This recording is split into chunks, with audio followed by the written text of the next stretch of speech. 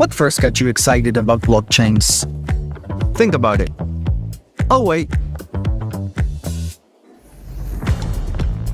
I bet it wasn't multi-million-dollar hacks, exposed data, or finding somewhere safe to store your seed phrase. Was it? Maybe it was the idea of decentralizing a broken financial system. Maybe it was imagining a world where people own their own data and get to sharing the value it creates. Or maybe it was the promise of a fundamentally better way of connecting, communicating, and transacting. The next phase of the internet that empowers us instead of exploiting us. So why hasn't that happened yet? Why are we still living with the same broken system that blockchains promise to fix? It's because blockchains can't keep a secret. Enabling open, transparent systems was only the first half of the challenge. For blockchains to really change the world, they also have to be able to protect our sensitive data when it matters. And that's why we built Midnight, to bring down the final barrier to mass adoption and unlock the full potential of the decentralized web. Let's build the internet we deserve, together. Ladies and gentlemen, we all know this in crypto. Ownership matters. That's why Cake Wallet. Cake Wallet gives you full control of your digital assets, all in one easy-to-use application. You can store Bitcoin, Litecoin, Zcash, Monero, and many more with just one secure backup. Swap between coins in seconds. No copying addresses, no complicated steps, and even includes Bitcoin Lightning for faster payments. And with Cake Wallet built in, you can use crypto in real life through debit cards or gift cards. Simple, secure, self-custody. Download Cake Wallet and take control of your crypto.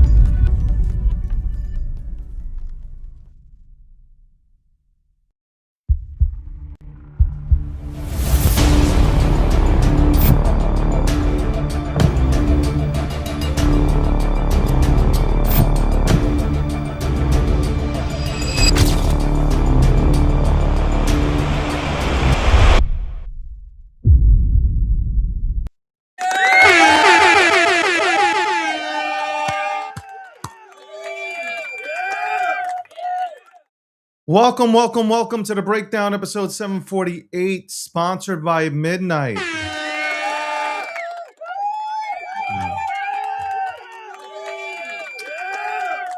That's right, and check me out tomorrow as I go and maybe my friends go into Midnight City. That's right. Every week we go into Midnight City, we check up on our AI agents and see what the hell they're doing.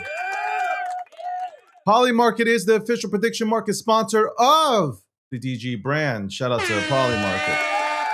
We'll look at some stuff on Polymarket. Real-time data, that's what we're talking about. Cake Wallet, shout out to Cake Wallet. Cake Wallet, one of the most secure wallets, one of the most secure hot wallets out here in our industry, okay? Shout out to that entire team. And again, congratulations on Radar Chat, which I'm using. It's really cool. You should get it yourself. Go to the Apple Store, download it. Radar Chat.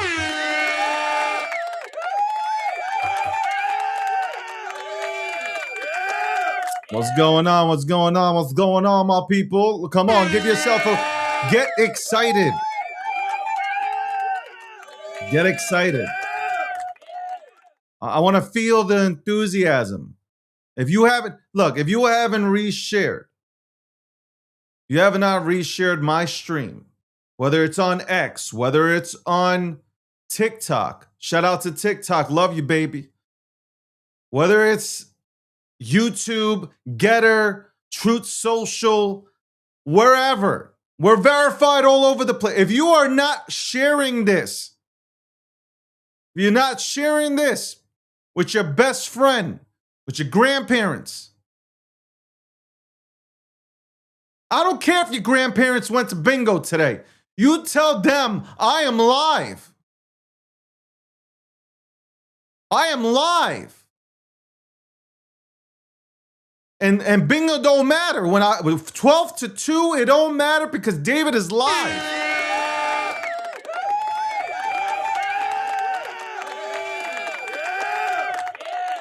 That's right.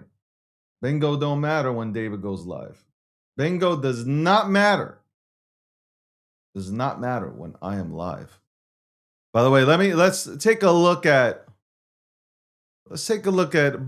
Wait, hold on. Before I'm going too fast. Let me slow down. Let me slow down. Okay, let me slow down. I went ahead and posted out a tweet today. I posted a tweet out today. Here's what I posted. I said the chains, the blockchains. Okay, for those who don't understand, the chains that embrace meme culture will own the next cycle. That is fucking facts.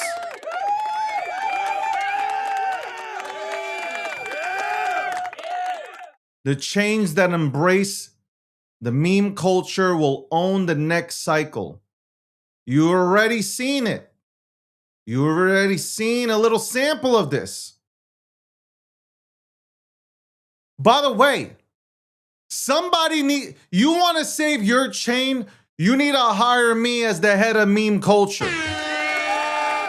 I will take a chain and I will make sure that it has visibility. 100%. Another clap, a round of applause for myself. Allow me to reintroduce myself. My name is... Anyway, I'm excited right now. I'm excited. Y'all might see red today. A little red, a little pulled back. That's okay. That's healthy. That's healthy. By the way, I got to get Leonidas on from Dog on Bitcoin. We'll get him on. We'll have a conversation. Maybe we'll get him on tomorrow. I don't know. Or for Monday. I'm going to reach out to Leonidas. Don't worry about it, Dog fam. Okay? I know what time it is. I have everything written down. I know what I need to do. Okay? I promise you we'll go get him on here. And we're going to have a popping conversation. Shout out to everybody who tunes in, regardless. Okay. You're looking at the markets. You're like, what the fuck is going on? Bro, it's one day. Bro, it's one day. It's not even a day. It's a few hours. This is good for you. By the way, I don't have any channel. I see in the comments some crackhead is talking about, I'm glad to be on your Telegram channel. David Gokshin. I don't have any of this shit. Okay, so like if you fall for this shit, that's on you. When you see this shit, because I've seen it and I blocked it and tried to report it. If you see somebody telling you, come check out my Telegram channel, I don't got no assistant. I just saw also accounts popping off. David Gokshin assistants. I don't got an assistant. Okay? I don't got no assistants. And I don't got no goddamn Telegram chat like that. So if you go in there and there's somebody pretending to be me, first of all, that is it is difficult to be me. So you can right away spot somebody trying to be me because there's no way that they could bring this energy. I bring this energy every single minute of the day. So you should be able to spot that. Okay? You should be able to spot that. Don't let these scammers get you. Okay? Don't let these scammers get you. Don't let them. All right, so obviously, this is an opportunity. And I'm going to keep saying this. We might correct one more time before we go absolutely parabolic. I'm going to say this again. We might have one more correction. Maybe we don't, but maybe we do. And you will have a chance to use your government checks. And what I mean by that, your welfare checks, you might have an opportunity to use that welfare check to buy something that you've been looking at. Though I'm already DCAing into things that I like. I might buy on this show today. I might buy things on this very show today. I'm being serious about that. The whole head of meme culture. 100%. Like I will take any legitimate chain obviously you gotta come with the right price. But I could take any chain, and if you make me the head of meme culture, you will see that your fucking product will have visibility. Bottom line, your product will have visibility. 100%. Your product is hurting because you refuse, and I said this yesterday, to embrace the meme culture. Others are doing it. If you are doing it, they understand it. If you really want to see your product, you want to have your product be seen by the masses, embrace the culture. Embrace the culture. Yo, I'm my CTO Ethereum.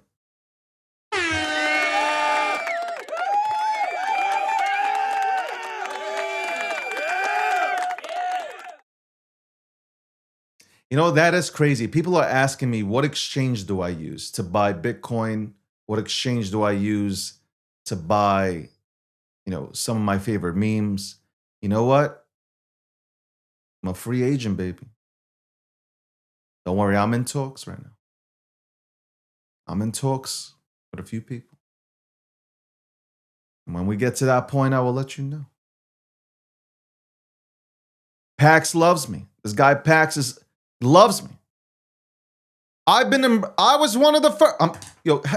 Do you not know I'm like the OG of memes? There is nobody that could take that title away from me. I am the OG of memes. By the way, it is really disgusting that I have only 339 followers on my pump.fun page. Disgusting.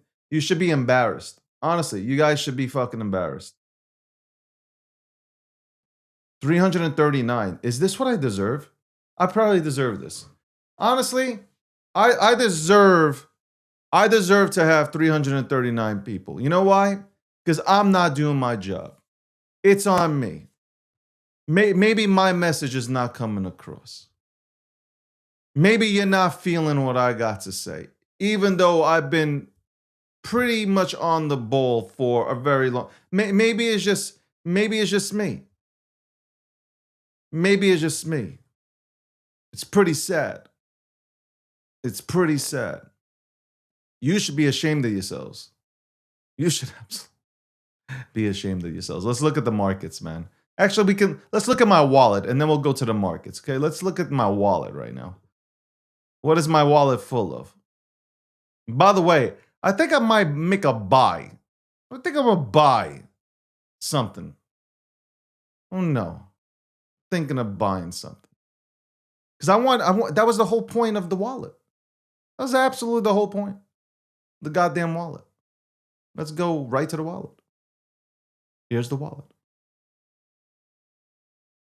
You should be ashamed of yourselves, man. You call yourselves diehards, man? Ashamed. I would be ashamed. Look at this. Look at this. 339 followers. 339 followers. What is this?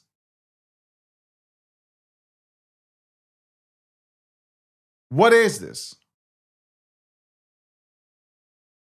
What is this?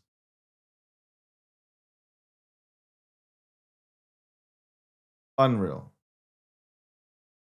Yo, you know what? Maybe I should buy. You know what? I'm gonna buy something right now. Okay? I'm gonna buy something right now. Hold on. You know what I'm gonna buy? I'll put this. Hold on. I'm gonna buy something. Hold on. I hope this is the right thing though. Verified. Okay. Hold on. Let's fuck around today. No. Well, really? I'm gonna be mad cheap about this.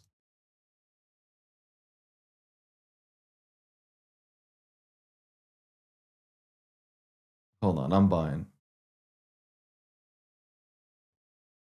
I'll buy something.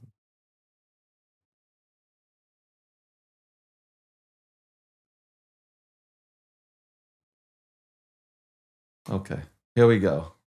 I'll make a buy. make a buy. Here we go.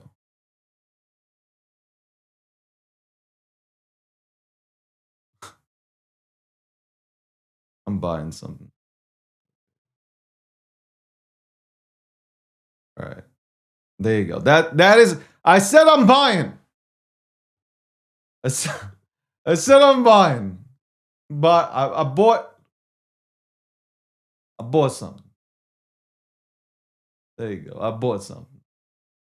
I'm gonna buy things that I like, because this account was all about buying, and then it turned into this whole thing here, and then everybody wants me to save the memes, everybody wants me to save the culture, and David's gonna have to step up and do so. Okay? Yeah, you know what? How is everybody like, I don't get it. There are some accounts that have like 60,000, 30,000 followers on Pump.fun. Why am I not one of them? I might do better on like fucking, I don't know, FOMO or some shit. Anyway. 341. Oh my God, we got 2 followers now. Added onto this stream. This is crazy. I bought just now, for those who don't know, I just bought 1 troll. That's right. Ladies and gentlemen, I bought 1 troll. I'm feeling good. I'm feeling good about that. I bought 1 troll. That's right. I bought one troll. There we go. They can never say I don't troll hard. They can never say I don't troll hard. Welcome to the breakdown, by the way. And you know what? I guess with that, and I've been saying this, like I wanted to use the Pump.fun account to buy some of my favorite memes and give them a spotlight, a real spotlight, where the meme is broken down, the history, the lore of the meme, why it has relevance within our ecosystem. That's what I want to do. That's what I want to get back to. Okay? That's what I want to get back to. And I don't think a lot of people do that. I don't think a lot of people do that or know how to do that. I know how to do that. So I will do that. So there you go. I feel like this is a draft, okay? The first selection that has gone into my wallet, my first purchase, was 1 troll.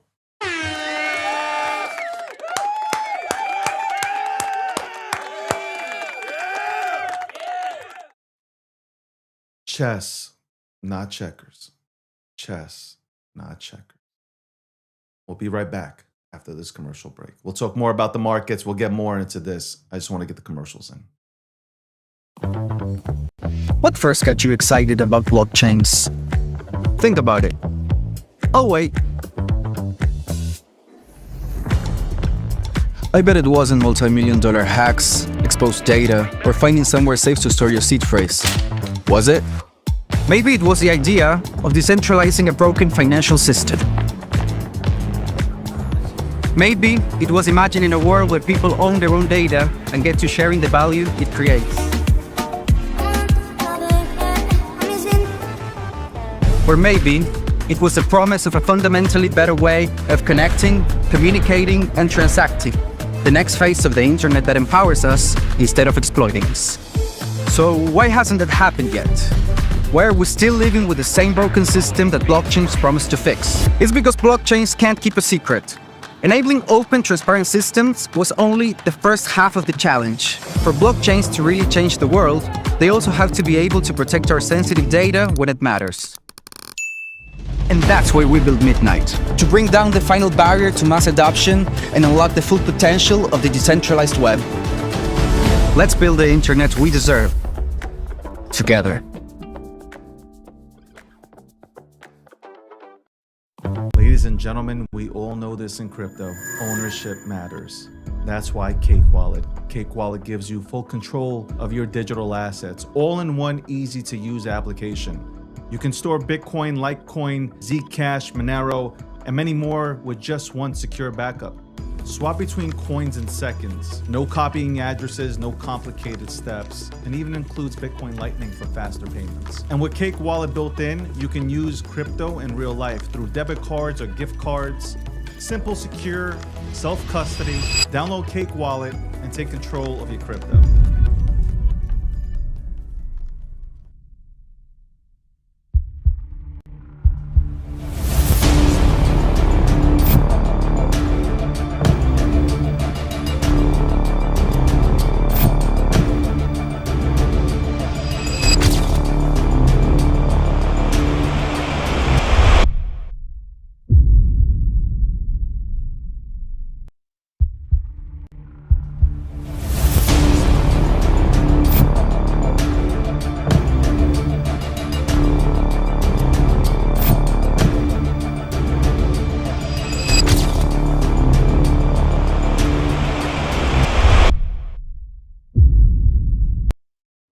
We're back.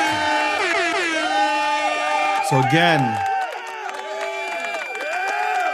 first purchase in that wallet was Troll. Also, we will do a giveaway. I don't know what's happening with X right now. I just want to make sure we can do giveaways. I need to grok this and see if we're allowed to do a giveaway, because I got the go ahead from Cake Wallet. I don't know how many, I don't know how many people will do this for, but anybody who has Cake Wallet and is using Cake Wallet can show a screenshot of using Cake Wallet, will be eligible to go ahead and get or be a part of the giveaway. I don't know how much I'll give away, but we'll go ahead and do that. Maybe this week or maybe next week. We'll go ahead and do it. Or maybe during the weekend. Maybe I'll do a pop-up show. I don't know. Why is this guy Elvis saying lame? What's wrong with you? What happened to you, man? Did you wake up on the wrong side of the bed, man? What's wrong, man? You're supposed to be happy.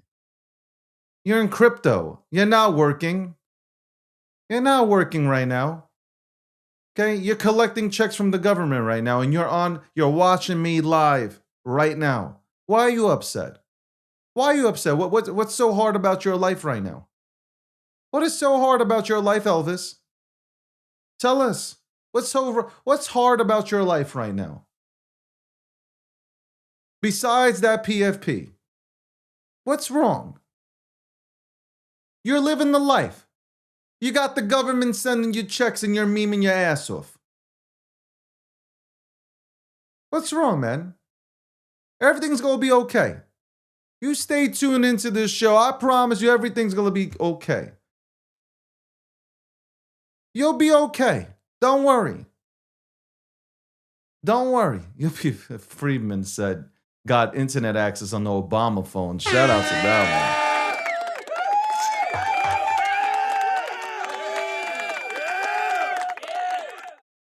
You know what? I might make a second purchase here today. Let me do that right now. Let me make that second purchase here today. Because I talked about both of these things. So might as well go ahead and make the purchase. Hold on. And nobody should feel left out, man. Nobody should feel left out. Let's go ahead and make that purchase too.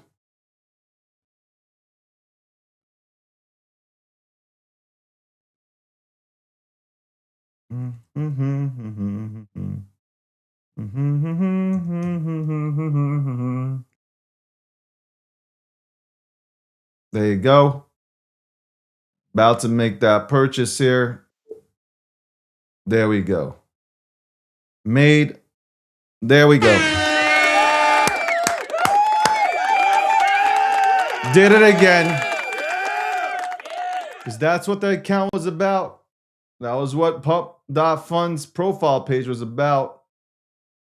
We have now. This is like, I feel like this is like the draft. I feel like this is the draft. I need, hold on. I need like that music. Hold on 1 second. I need to get that music. Give me 1 second. Uh, hold on. Where the hell is it? Let me find it. Give me 1 second. Give me 1 second. Give me one. I will find this shit. Where the hell did I hop? The fuck? Where is it? Hold on.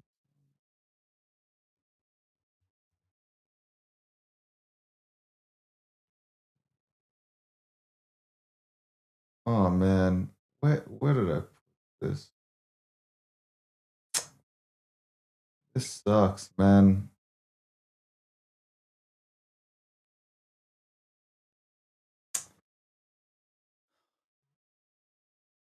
Man, this sucks. Anyway, the second pick for the DG squad. The second pick for the DG squad is Bobo. There you go. Bobo is the second pick.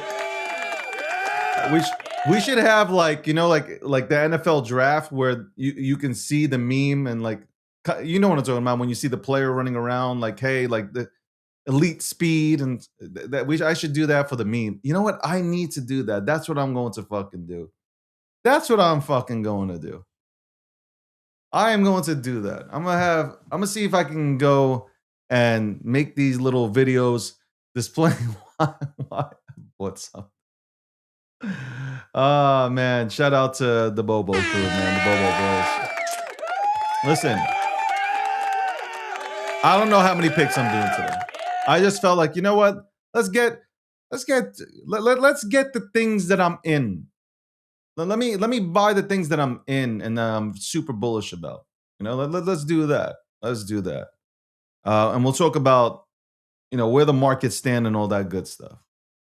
I'm telling you right now, I'm gonna say this again. Any chain, all these chains need to understand that if they do not embrace meme culture, they are cooked. They're gonna have a hard time because people are going to say, well, how many people do you have? What kind of audience do you have? And you can probably name them on one hand. You need to embrace meme culture. You need to make your chain poppin'. You need to make it a fucking atmosphere. I swear to God, head of meme culture, I'm right here. This will probably happen too. I'm pretty sure somebody's gonna contact me and say, hey man, listen, we'd like to make you the head of meme culture. We would like to make you the head of culture. Like that label right now, if anybody else talks about this shit, I was the first one to mention this. I just want you to remember, it was me. Look at this guy. Look at this guy. No wonder he's homeless. He's homeless. This guy's homeless. First of all, there was no soft shilling going on. Zero. Nothing dropped, nothing endorsed, nothing. You're mad because you're a chaser and you're a gambler and you believe in nothing. You believe in absolute nothing. And that is why you live with grandma, okay? Another motherfucker that lives with grandmother. Another motherfucker that wants instant gratification. Another motherfucker that I have never seen. For the first time, Elvis grew some balls. He came into the goddamn chat and he wants to talk to me and tell me what to do. Nah. That's not the game we play, dickhead. Anyway, welcome to the breakdown.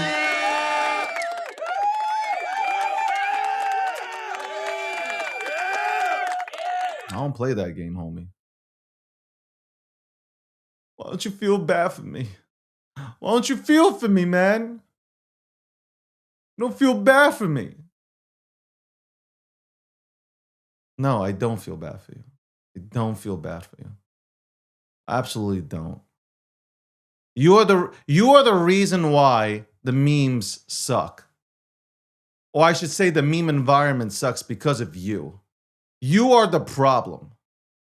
You are literally the problem.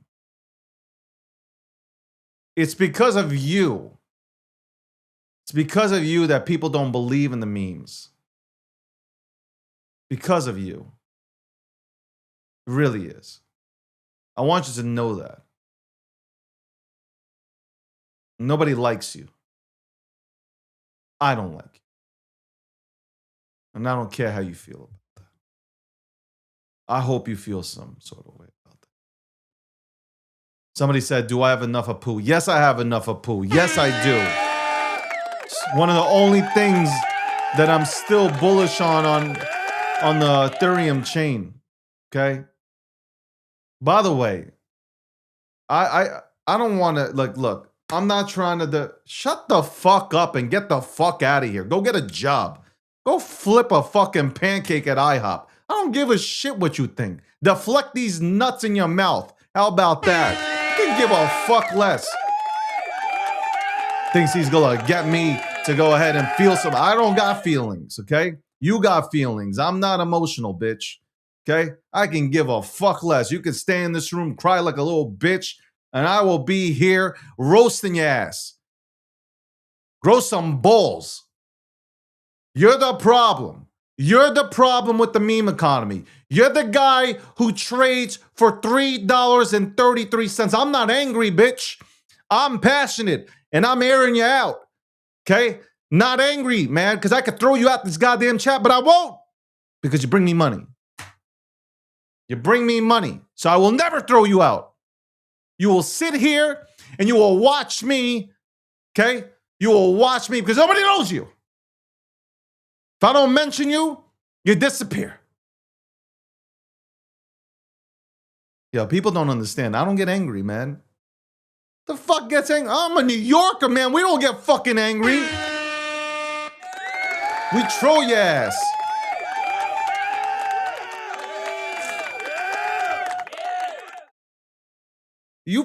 How pathetic is it, man? You watching my show and I'm roasting you in the comments. That is sad. That is sad. Listen, use the government check that you get from my taxes. Use that government check, okay? Use those SNAP benefits. Go get yourself a meme, okay? Go get yourself something that you believe in and hold it longer than 13 seconds, okay? Now, I would probably say, listen, you know what? Let me stop. I feel bad now. I feel like I'm being a bully. And I don't like to be a bully. I don't like to bully people. You're not nobody. Elvis, and I mean this. Look at me. I'm your daddy. You will never, nobody will ever live rent-free here. Never. Never. I don't have feelings. I just like this. Like right now, I like abusing you. Crazy to ever think that. He's laughing in pain. He's in pain, laughing. Let's bring in Landy while I'm looking at some stuff. What's up, you puppet? What's up? What's going on? Hype! I need more energy, Landy. Yeah. We are sending Landy to the green room. We're gonna try this again. I want Landy to come in here with his balls, with actual balls. Let's see. Hi, Landy. Hi, David. How you doing? What a There we great go. fucking day. There we go. Day. Wow, today is that day that I've heard about for years. What is the day? It's the most amazing day. What day? You know, you always hear you're gonna have that one day that changes your life. And what today is that? Day. What day is that? It's Wednesday. It's Thursday.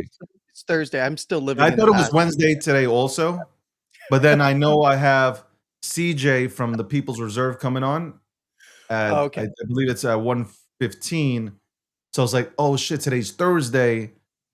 Holy shit, how did I forget? So Yeah. it was I thought it was Wednesday. You know what it is? Rob Nelson fucked me up yesterday. How's that? I gotta tell you, it's one of those shows you go on and yes, I gotta say, truly confused yesterday. Like that was the first time I've ever been on the show where I didn't even know what the fuck I'm supposed to talk about. Well, he's getting everything that he wants, but he's still unhappy. He's like most of crypto. Yes. Yes. Anyway, I don't know if you were here. I made 2 purchases into my wallet. I bought 1 troll and I bought 1 Bobo. So One whole troll and one whole Bobo. Look at this baller over here. Holy crap. 1 Wow. Bobo equals 1 Bobo, 1 troll equals 1 troll, right? That's Yeah, what the people yeah. say, right? Yeah, there's 1 dog equals 1 dog, 1 Doge equals 1 Doge, 1 Solana equals 1 Solana. Yeah, 1 sheep absolutely. equals 1 sheep, right? Yeah, yeah. 1 Pepe equals 1 Pepe. Yep. So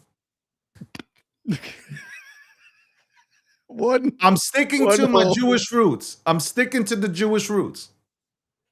Well, so if you bought 1 plus fees, so I mean, you're supporting, the network and the token. I am supporting the memes. By the way, like I said, I'm telling you this is going to happen. I have now, and I wrote this tweet out 2 days ago, or I think it's, or yesterday. It was yesterday, sorry. About meme culture and having the head of memes or the head of culture on your protocol. I'm telling you right now, that's going to happen. Somebody's going to reach out to me if they didn't already, because I haven't checked my messages at all. And they're going to say, you know what?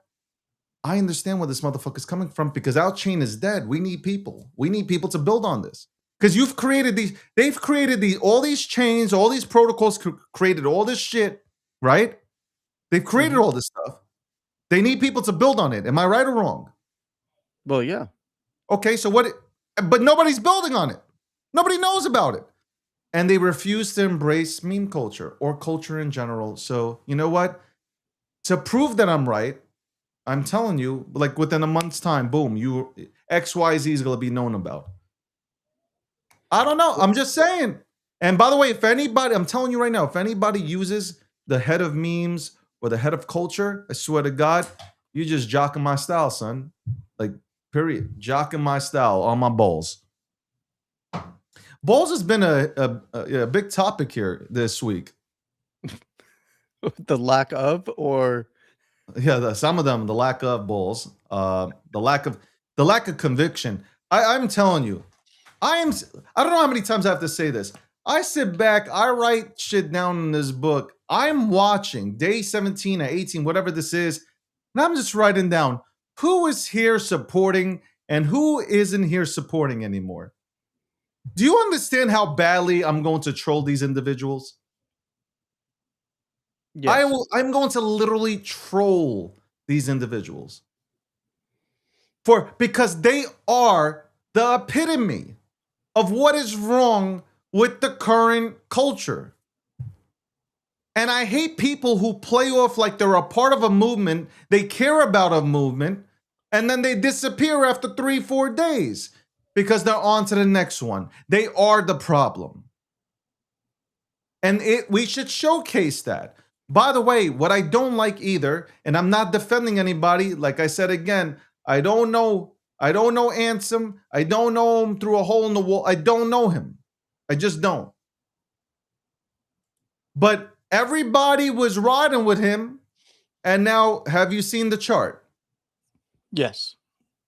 And now everybody has come out the woodworks to say whatever they're making up. Whatever it is that they're making up about, and you know what? You're allowed to speculate, do whatever the fuck you want. Here's the problem. I'm gonna explain the problem. You have, as I'm sitting back here, it's not just watching people who are bullshitting and talking about how they want a movement, they want to be a part of the next Wall Street Bets movement. I'll never fade David. I know what he's done. Wall Street Bets movement part 2 coming through. I love this. And then gone in 4 days. Forget about that being written down. I'm watching this airdrop bullshit. Okay? Respectfully speaking, look what's happening with the airdrop meta mechanism in there. So long-term, from a long-term perspective, I do believe there is some positive in it. Short term, no, because you have people you're rewarding people that are not down for any cause. For them, they see money. They see, I can now take this, sell it, and go buy something else. Then they don't give a fuck about whatever the movement's about. They don't give a fuck about the meme. There is nothing. There is nothing, no feeling for them to stay with this. So you can be a nice guy and do it. Yeah, look at what I'm doing. I'm airdropping. But they're selling. And now you have massive sell pressure, which there's nothing you can do about. Listen, it's the market, right? The market's going to decide and do what the market's going to do. But if you hand broke individuals money, what do you think they're going to do? They're going to flip it. And I'm talking about the broke-headed motherfuckers in this space. They're going to flip it. And then they're going to start pointing at the individual like, look, you see? See? I told you. And they're going to start doing that because the more pressure applied now, maybe, just maybe Ansem drops more air, does another airdrop. And maybe they get a second airdrop. Pressure apply pressure. That's what broke individuals like Elvis want. Apply the pressure, get an airdrop, sell it so he can go get, and he has enough money to eat at IHOP or McDonald's or Burger King. He probably likes Five Guys. You get enough of that, put pressure and then point the fingers. It's fucked up because somebody might be trying to do it the right way, but it doesn't work here. Why are you laughing or sniffing? Was that a laugh or sniff? I'm kind of laughing. Snicker.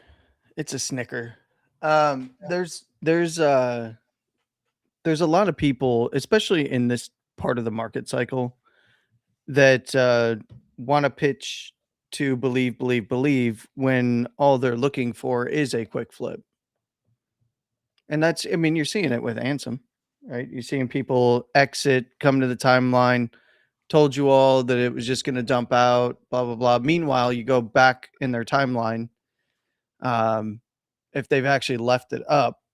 Yeah. And, you just see them relentlessly shilling, it's going to go to 1 billion, right? And, it's a lot of people. Yeah. And then now it's, it's all over. It's, I really don't, I've said this before about airdrops. I've said it publicly many times. I'm not a fan of airdrops.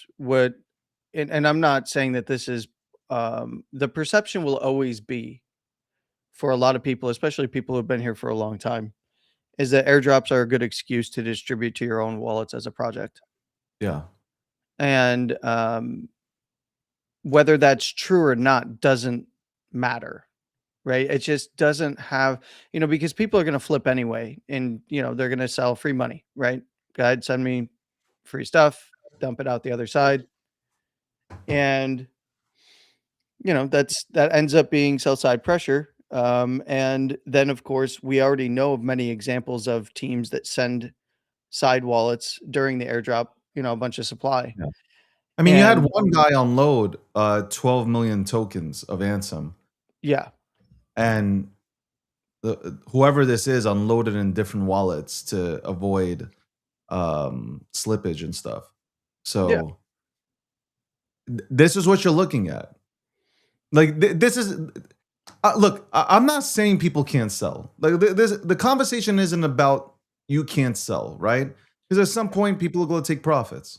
Okay, and that's fine. Like, no, this is not but airdropping is just extra pressure because people are going to take profits anyway. So the people you're airdropping don't give a fuck about you. And they don't give a fuck about your platform. They don't give a fuck about your brand. They don't give a fuck about the movement. They don't give a fuck about anything that you talk about. They see dollar signs. That's it. Because like, look, the position, if you get airdrop, let's say you get airdrop like, I don't know, $50, right? It's not really big, right? It's not a big, if you hold on to it, could it grow? Yeah, but like, no, these people don't got time for that shit. They're moving on to the next meta. So besides the people that are holding and that want to take profits, like you said, you got additional pressure coming from people. And this is something that everybody should have learned from Luca when he did the airdrop with Pengu. Mm-hmm. I'm just, it really, like, how much sell pressure happened?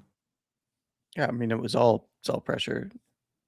This is, But he's trying. Luca was doing the right thing, right? He was trying to do the right thing. Like, hey, I want to build. I already have the Pengu family, meaning like I already have the Pudgy Penguins that roll with us within the ecosystem. We want to expand, and I understand the philosophy of it. yeah. But we're in this space where people just like they're ready to sell within the first 13 seconds of receiving. You know. Look, it's good for distribution, it's good for marketing, but it is short-term excitement for long-term sell side pressure. Right? So and I get the ethos. The ethos is very similar to how companies IPO, right? Yeah. It's in terms of, and I'm not talking about tokenomics vesting schedules and that kind of stuff, because that's really, those are copies of basically IPOs with cliffs and all that kind of stuff. And then you see some things that are trying to do things differently. Even the IPO sector itself with SpaceX is changing a little bit with how they were doing unlocks for early investors and shares and stuff like that. So it's great for distribution, it's great for marketing, and it is a long-term view. The problem is that in this space, most people aren't here for the long term in terms of memes. They've been flipping memes. The ethos of hold a meme was cyclical, right? So even when you go back to think about Doge, it was about getting it before alt season, right? And then when alt season run, we get all the runners in alt season, Doge goes up, people flip out of that, go in and buy Bitcoin, and then that cycle, kind of, essentially washed from Bitcoin to altcoins back to Bitcoin. And we live in a different environment now. And I think people woke up to that when we started getting institutional spot ETFs, is that now you have a whole bunch of money that's rotating within a market that's not coming back to the smaller stuff that's on chain, right? Because it's all fiat rotating in the traditional markets over there. And we basically stayed the same size within the native crypto side of things, because all that extra growth happened outside of the native crypto space. Yeah. So now people just get into memes, and it's about how quickly is it going to go up. It's not about how I'm going to hold, because nobody's confident in an alt season. They're just waiting for memes to move with Bitcoin so that they can rotate into whatever it is that they want to hold longer term. But the people who have won in the meme space aren't necessarily the flippers. Most flippers actually are losing money in aggregate. I think forget, I'd have to go find the thread. Somebody did a really good analysis, kind of a when Bitcoin first dropped out and Solana dropped pretty hard down to the 60s. Yeah. Somebody put out basically a good analysis of the cohorts of people who made money, and it's the people who actually got in early to the ecosystem and held on to things and just kind of swept up a bunch of stuff along the way and just held it. And flippers, by and large, lost a large amount of money. Obviously, people who just rugged things walked away with a bunch of money and a bunch of targets on them. And then, of course, the outsized beneficiaries of all of the activity during the meme coin cycle was the platforms. Yeah. The platforms made a killing. And, about 1% of people actually made money. And out of those 1%, it was people who were early to projects and held on until they pumped. And what it was about time period too, because once we were already well within the run and it was just rotation, more people lost money than ever before in aggregate. And the platforms made the most amount of money because it was just, It wasn't like there was no time by the time you catch something, unless you're in groups that are passed around CAs or you got a CA early. It was just, most people are just left chasing. But those who are in things that they just kind of sat on them, they actually benefited, but it benefited a lot of people who were early before the actual narrative got rolling, before everybody was talking about memes again, and before Bitcoin actually really started to make progress to the upside.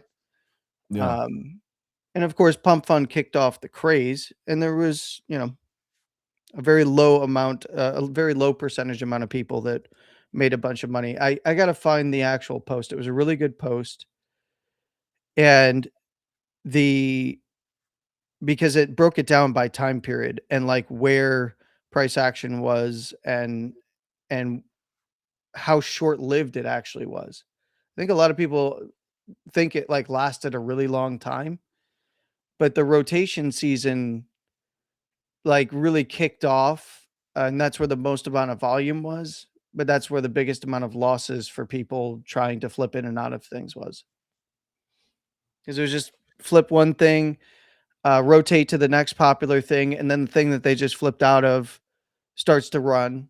So they dump the thing they just bought on the highs over here to chase, and the pump's already over there, right? And it's unfortunate, but that's why you have to have conviction. You load up in the bear market and you wait. That's it. And Really. that's why I talked about this earlier. So like the markets are moving, they're not green today, or at least the last time I looked, they're not green. So I think like for me personally, I'm looking at everything and saying like, okay, like did I buy enough? I could also wait. I also said we could have one more leg down. We could. But bullish sentiment is still here. The bullish sentiment for me personally is still here from the sentiment side of things. Charts, different story. We could go down. Could we go down, by the way, one more time or no? Oh, And absolutely. Yeah. No, so we haven't set like we set a lower low on the monthly. We broke structure of an area, on most charts to the downside on the monthly time frame. One of the interesting things though that I will say is what? that's But what's the Bitcoin. possibility? It's a very high percentage chance that we have another leg down for lower So, prices. and where does it bottom? In your opinion, if you were to give a number, which we will not hold you to, what do you Well, think that it's number is? well established where I'm looking next. I take it one step at a time. Mid 50s to 48 to 50K with a potential high probability to find a low, not the macro low, but a low at 45.5 or somewhere around there. Realistically, if you wanted to pin me down to an exact bottom call, I'm of two minds. Um, there is there is the possibility that we sweep for lower prices, but realistically, this area becomes the macro low or somewhere around it after a sweep to lower prices. I've mentioned this to you many, many times before. There is a good chance of that happening somewhere around the mid 50s. You sweep it, close back up, set the low. It's a lower low, take out the lower high at 82.8, and then we start to shift structure on a monthly. That actually is a setup that is presenting itself right now. Is it the highest probability setup at this particular moment in time? No. The more high probability setup, in my opinion, at this particular moment is that if we do see that we don't see progress to the upside, we don't see a low set, which would have to be at 74K as it stands right now. Next month it will be different. When I'm talking about on a monthly, then this is a move still in motion with a lower low and just put in and locked in a lower high as of last month's closure, likely targeting on the low side for me 38,500 to 42.2 for me personally if I was going to call speculative bottom areas of interest. But realistically, if we start to leg down on the daily from here and we get a sweep in the mid 50s or even low 50s and pop back up and start to change structure in and around these areas, you could see this local area around price action within you know, within $10,000 or maybe a little bit more to the downside become a macro low, but that's not what's being presented on the chart right now. This is a move still in progress to the downside until proven otherwise. You know, and I respect, obviously, I respect everything that you do. For me, like, I'm starting to get images in my head of what was happening where people were last cycle, where it was, we're going lower than 15.5 kind of thing. Yeah, the 8 to 12K crew. Yeah. Yeah. And like, it's not you. I'm not, obviously, I'm not pushing I it towards fought with you. them. I fought with a lot of them on the timeline and yeah. But that's what I like when I hear 38, 42, stuff like that. I feel like you like I feel like we end up somewhere in the middle and then we bounce. Like in my head, because I guess I've seen it so much that it's somewhere in the middle of these numbers that are being thrown out, and then you bounce. Yeah, look, I if we were going to repeat, so there's obviously I have a thesis for where I think things are going to go, determining, because we had lower percentage returns over the prior market cycle high, right? So above $69,000, we went to 126. That's an 82, almost 83% increase, right? And when you have decreasing returns to the upside, usually you're going to get those decreasing returns to the downside as well. So for me personally, last cycle and for just about every cycle, we've seen a little bit less movement to the downside. Last Yeah. cycle was 77%, right? It wasn't the 80 to 85% range. Um, and this is where many people are going, well, probably then like 70% or this or that, or, if cycles repeat, then we should go down, maybe 75%. But I prefer to take it level by level. And, is there a possibility, although I am not of this opinion that we see the same type of a downside move that we've seen in prior cycles? Is there always that possibility? Sure, yeah. But that's going to give you your 25 to $30,000 Bitcoin. I don't see that particular setup coming to fruition, um, personally at this particular moment in time, but it's also not something that somebody can go out there and confidently say would never happen, right? Yeah. But Look, I'm my not saying opinion that is, these things are not gonna happen. I'm just saying that I've become so accustomed to where I see the number always kind of like hitting in the middle. You had the 8 to 9K, K crew for Bitcoin, 7, 8, 9. I remember that, and then it hits 15. And you had some people that also said they wouldn't go to 15 or be it'd go like it end at 17, 18. Like I remember these things, and then it hits somewhere in the middle, yeah, and then it bounces, and like nobody could say, "Oh, you didn't call it right." No, like listen, I don't expect anybody to call the bottom or top. It's very difficult to do that. If you come close to it, it's fine. Like that's a win. If you're $3,000-4,000 away from the bottom or top, I'm good with that. I respect you. yeah. I think some people get in like they feel some sort of way. Their ego hits when like somebody says like you didn't call the top or bottom, and like they try to push as hard as possible as close to these bottoms or tops. Like you don't need to do that. Like for me personally, if you come $5,000 to $7,000 close to whatever it was, I respect the fuck out of you. Well, here's the thing is because there's people here who were very confident that the cyclical nature of price action for Bitcoin was over. And therefore they equated that to the 4-year cycle is over for Bitcoin and therefore over for crypto, because where Bitcoin goes, the rest of this market goes. And and realistically, there was just never a good case for that to be made. But where I think that the people who are stuck to the 4-year cycle may find themselves surprised is that, we have had changes to the way price action has played out. We've had a lot of very similar things. Like, for instance, we topped on the very same day that we did, in the prior cycle. So this was something that many were looking at October 6th, and we got the October 6th top. So that's evidence that, we're doing the same type of price action within that 4-year cadence. And realistically, it is a part of it is habit driven and distribution driven, because there are so many OGs in crypto that adhere to the cycle halving theory of when they buy and sell, and that's the way they move, right? Yeah. So in no amount of we don't have sufficiently distributed tokens to institutions where they can, really prevent some of these OGs from really depressing price.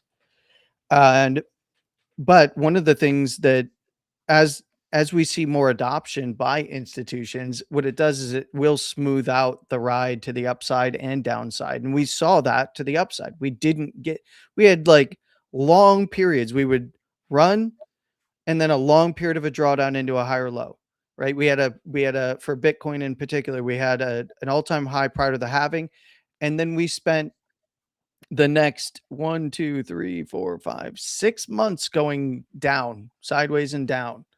And then we had 3 months of 3 to 4 months of up, and then it was down for another 3 to 4 months, and then another 3 to 4 months of up, and then it's been straight down into a bear market since then. Yeah. But we didn't just go straight up, green candle after green candle after green candle, like the years prior, which is, by the way, which is what you don't want to see. It's not healthy. It's a big market inefficiency. So, and I made the case to you when we put in the all-time high that if we broke down from 74.4, that there was a good chance, because we were in a high time frame compression, that we could see a deviation of that trend and then right back to the highs. But obviously going through a bearish period or bear market, and then, have a significantly cooler, meaning less aggressive to the downside bear market, that then kind of tries to resolve back to the upside later. So basically volatility kind of being killed to the downside. And we're right in that institutional block. So I could very easily see mid 40s, whether that is the absolute wick low. I think that we get a close in and around the mid 40s.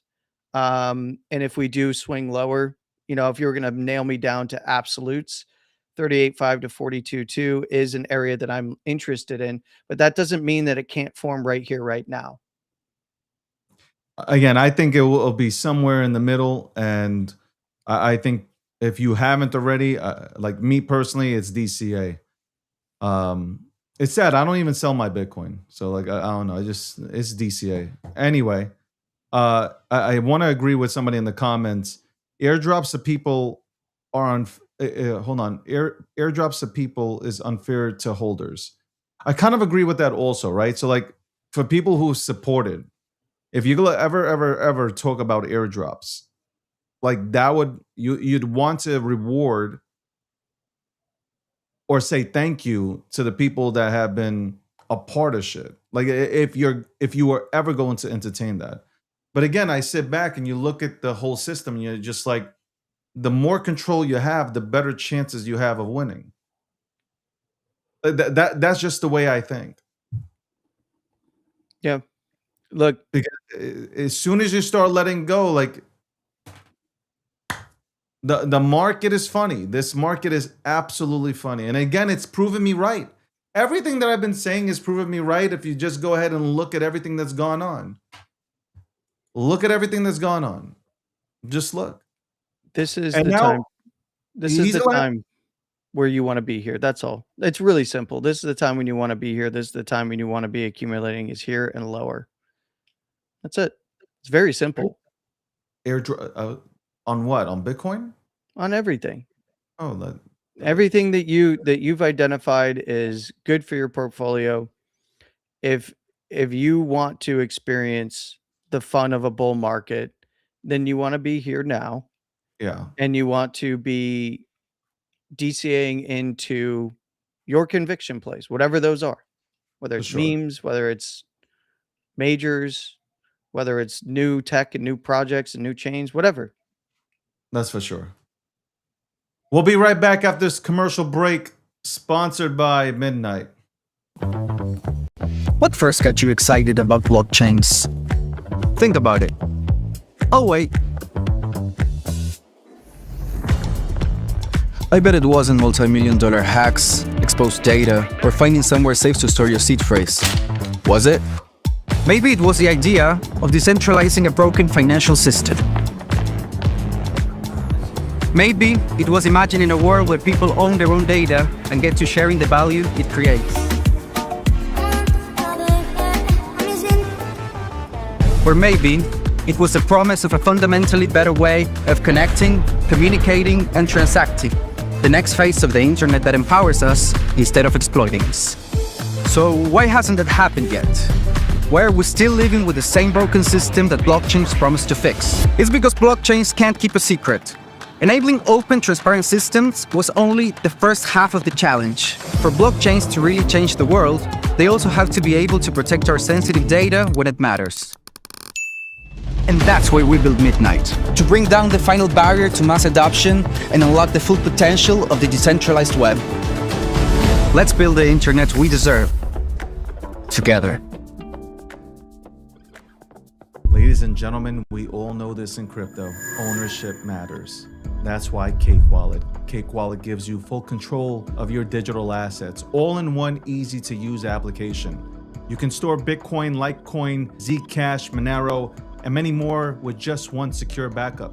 Swap between coins in seconds. No copying addresses, no complicated steps, and even includes Bitcoin Lightning for faster payments. And with Cake Wallet built in, you can use crypto in real life through debit cards or gift cards. Simple, secure, self-custody. Download Cake Wallet and take control of your crypto.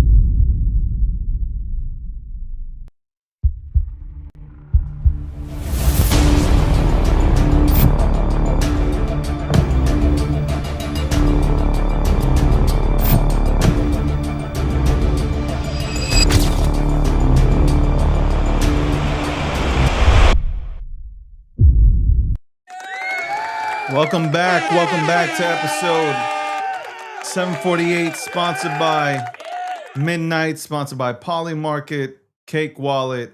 Shout out to all you guys. I've read the comments, by the way. Boring is good sometimes. Boring is good sometimes. It makes people a lot of money, like the whole boring situation. So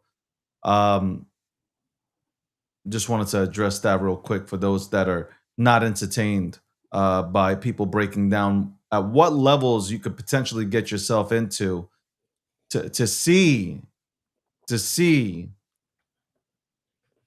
yourself be put into a great position. What that But it's shows okay. me, what that shows me is that people aren't serious about actually making life-changing Most money. people are not here for Bitcoin though. Right now, people are here because this is what I've been saying though, and this is like true to what I'm saying. It's respectfully to whoever is saying whatever, but people aren't here for Bitcoin right now that are coming into the space because the way they're thinking is, hold on, I'm going to take $65,000 and put it into one asset when I can potentially take $65,000, 64, whatever it is right now, and I could spread it across and potentially absolutely make more gains. So like people don't, I love my audience, but some of them are, it's all about instant gratification, respectfully. And also, like, you know what? You sit back and you think about it. Do I want to take 63,000, 64, 5, 62, whatever it is right now, and put it into one thing when I can spread it across a little bit right now and potentially make more money than having it in one? Like Bitcoin's the safer play, 100%. But could I make more money if I take that money elsewhere and allocate it elsewhere? Maybe. Potentially you could. I used to say this in jest, but I was being serious to Hina, for instance. I used to say this to him quite often, and that was Bitcoin is your daddy. If you're not paying attention to the direction that Bitcoin is headed, then you are going to sit around and wonder why if Bitcoin is headed down and the thing that you are in is headed up, and it starts to dump off aggressively, and you're sitting there wondering why. Well, you can look at Bitcoin. Where Bitcoin goes, the rest of this market is going to go. And when Bitcoin bottoms out, memes are going to be front running that. I've maintained that that's going to be the play again, just like it was last cycle off the lows. That you don't have to go and get Bitcoin. You don't have to be a Bitcoiner. But if you want to make money, you better know what's happening with Bitcoin. You don't have to care about it. You don't have to hold it. You don't have to subscribe to the ethos or be a Bitcoin maxi, but you better know where it's going. Yeah, for sure. Landy, as always, and we might bring you back later on today, but as always, it's always good to go ahead and chat it up with you. Don't mind the people that are into gratification. One day they will see the light. One day they will see the light. I need better haters. The haters that I have right now suck. I love you, Landy. Take care, David. Thanks. Take care. That's Landy, man. If you don't know, if you guys are crazy, man. I know that you guys don't tune in.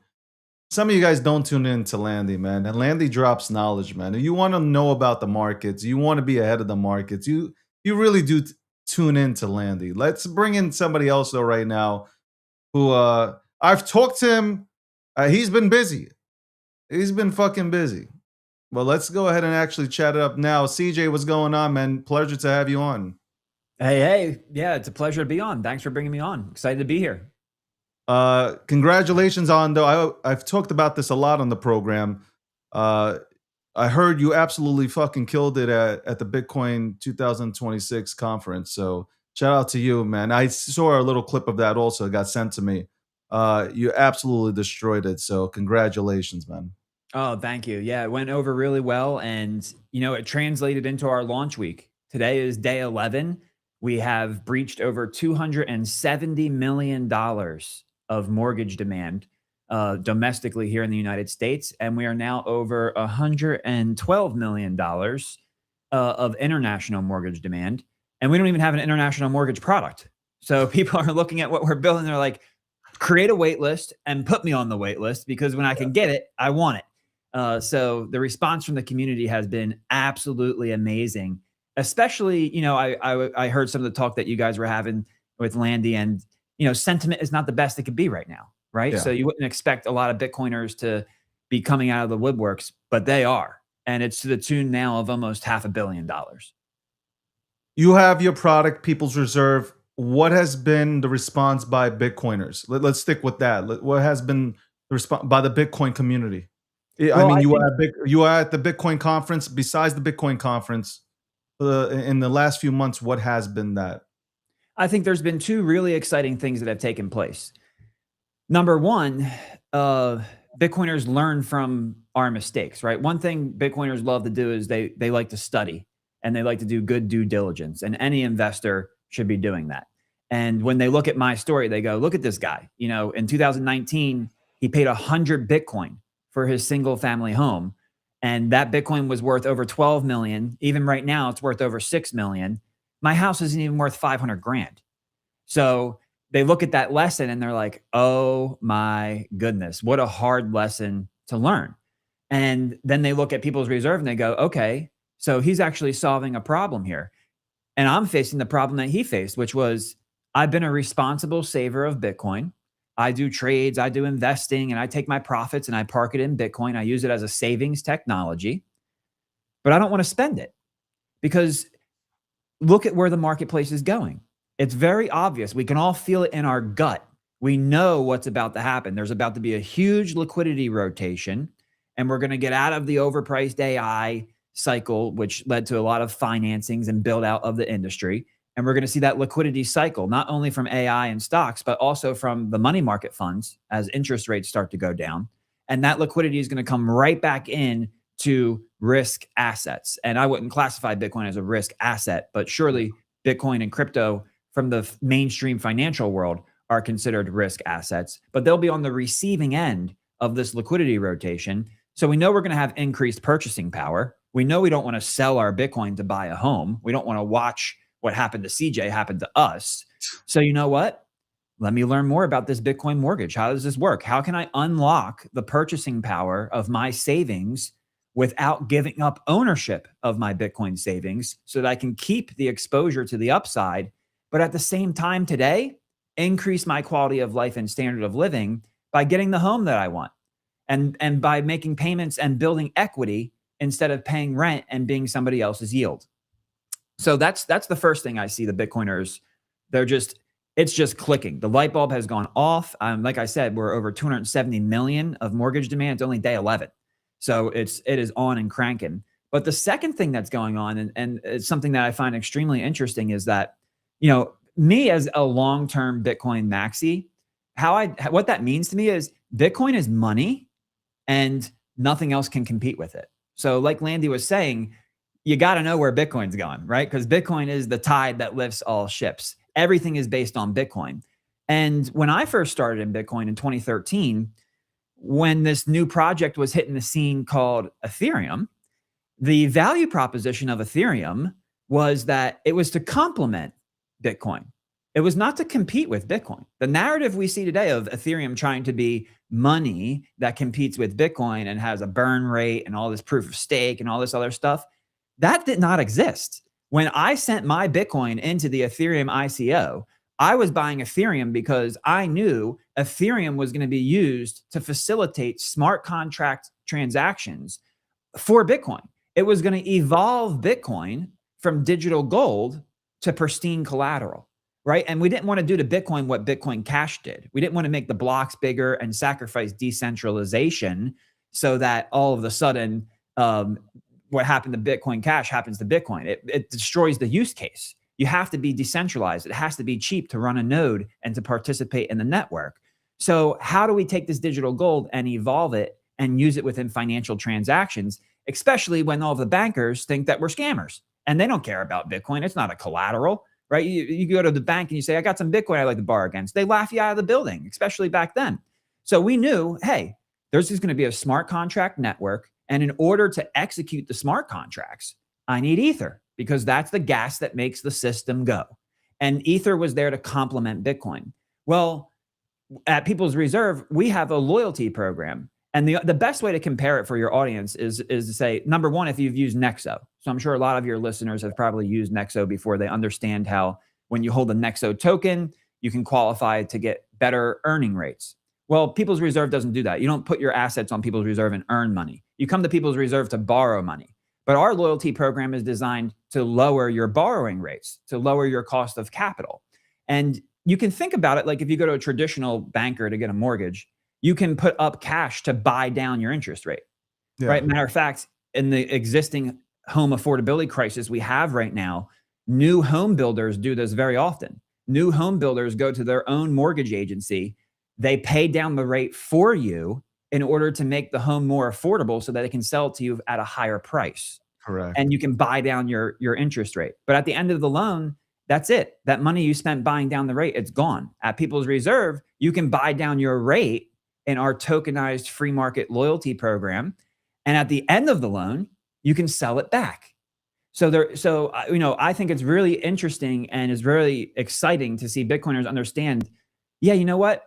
Let's get back to what crypto was supposed to be, which is to complement Bitcoin, which is to move forward the goal of breaking free from the traditional system of fractional reserve banking, where a small group of men can determine and dictate what the interest rate is by what they say based on some meeting that they have and whatever data dependency they're looking at. Let's get back to free market. Let's get back to the supply of money, demand for loans, and most importantly, risk. And what we do at People's Reserve is we directly address the risk component.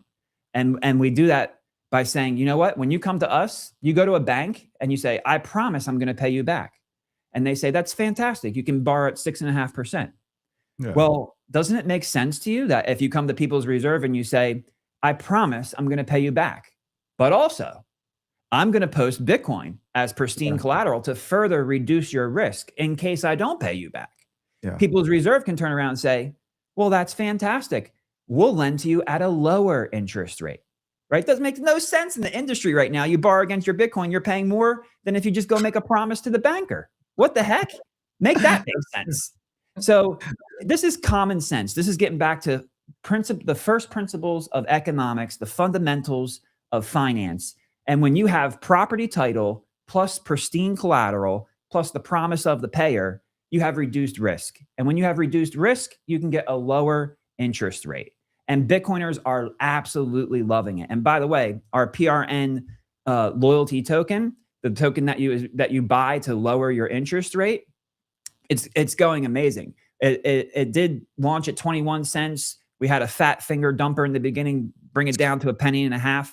But in our public sale, we sold it at $0.01. It's up. At one point, it was up 1,400%. Now it's up 800% in the last 11 days. We've done over $1 million of volume, and the rest of crypto is dry. So what are people seeing? They're seeing that there's an opportunity here for a real world use case. We like to say it this way, David. We say, don't speculate, calculate.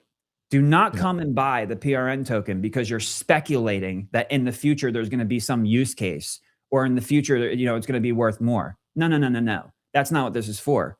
Hop on our website, open up the calculator, type in your personal numbers, whether you're buying a home or refinancing a home, and see how much money you're going to save. If you go to the banker and you borrow $500K at 6.5%, you're going to be paying roughly $4,000 a month.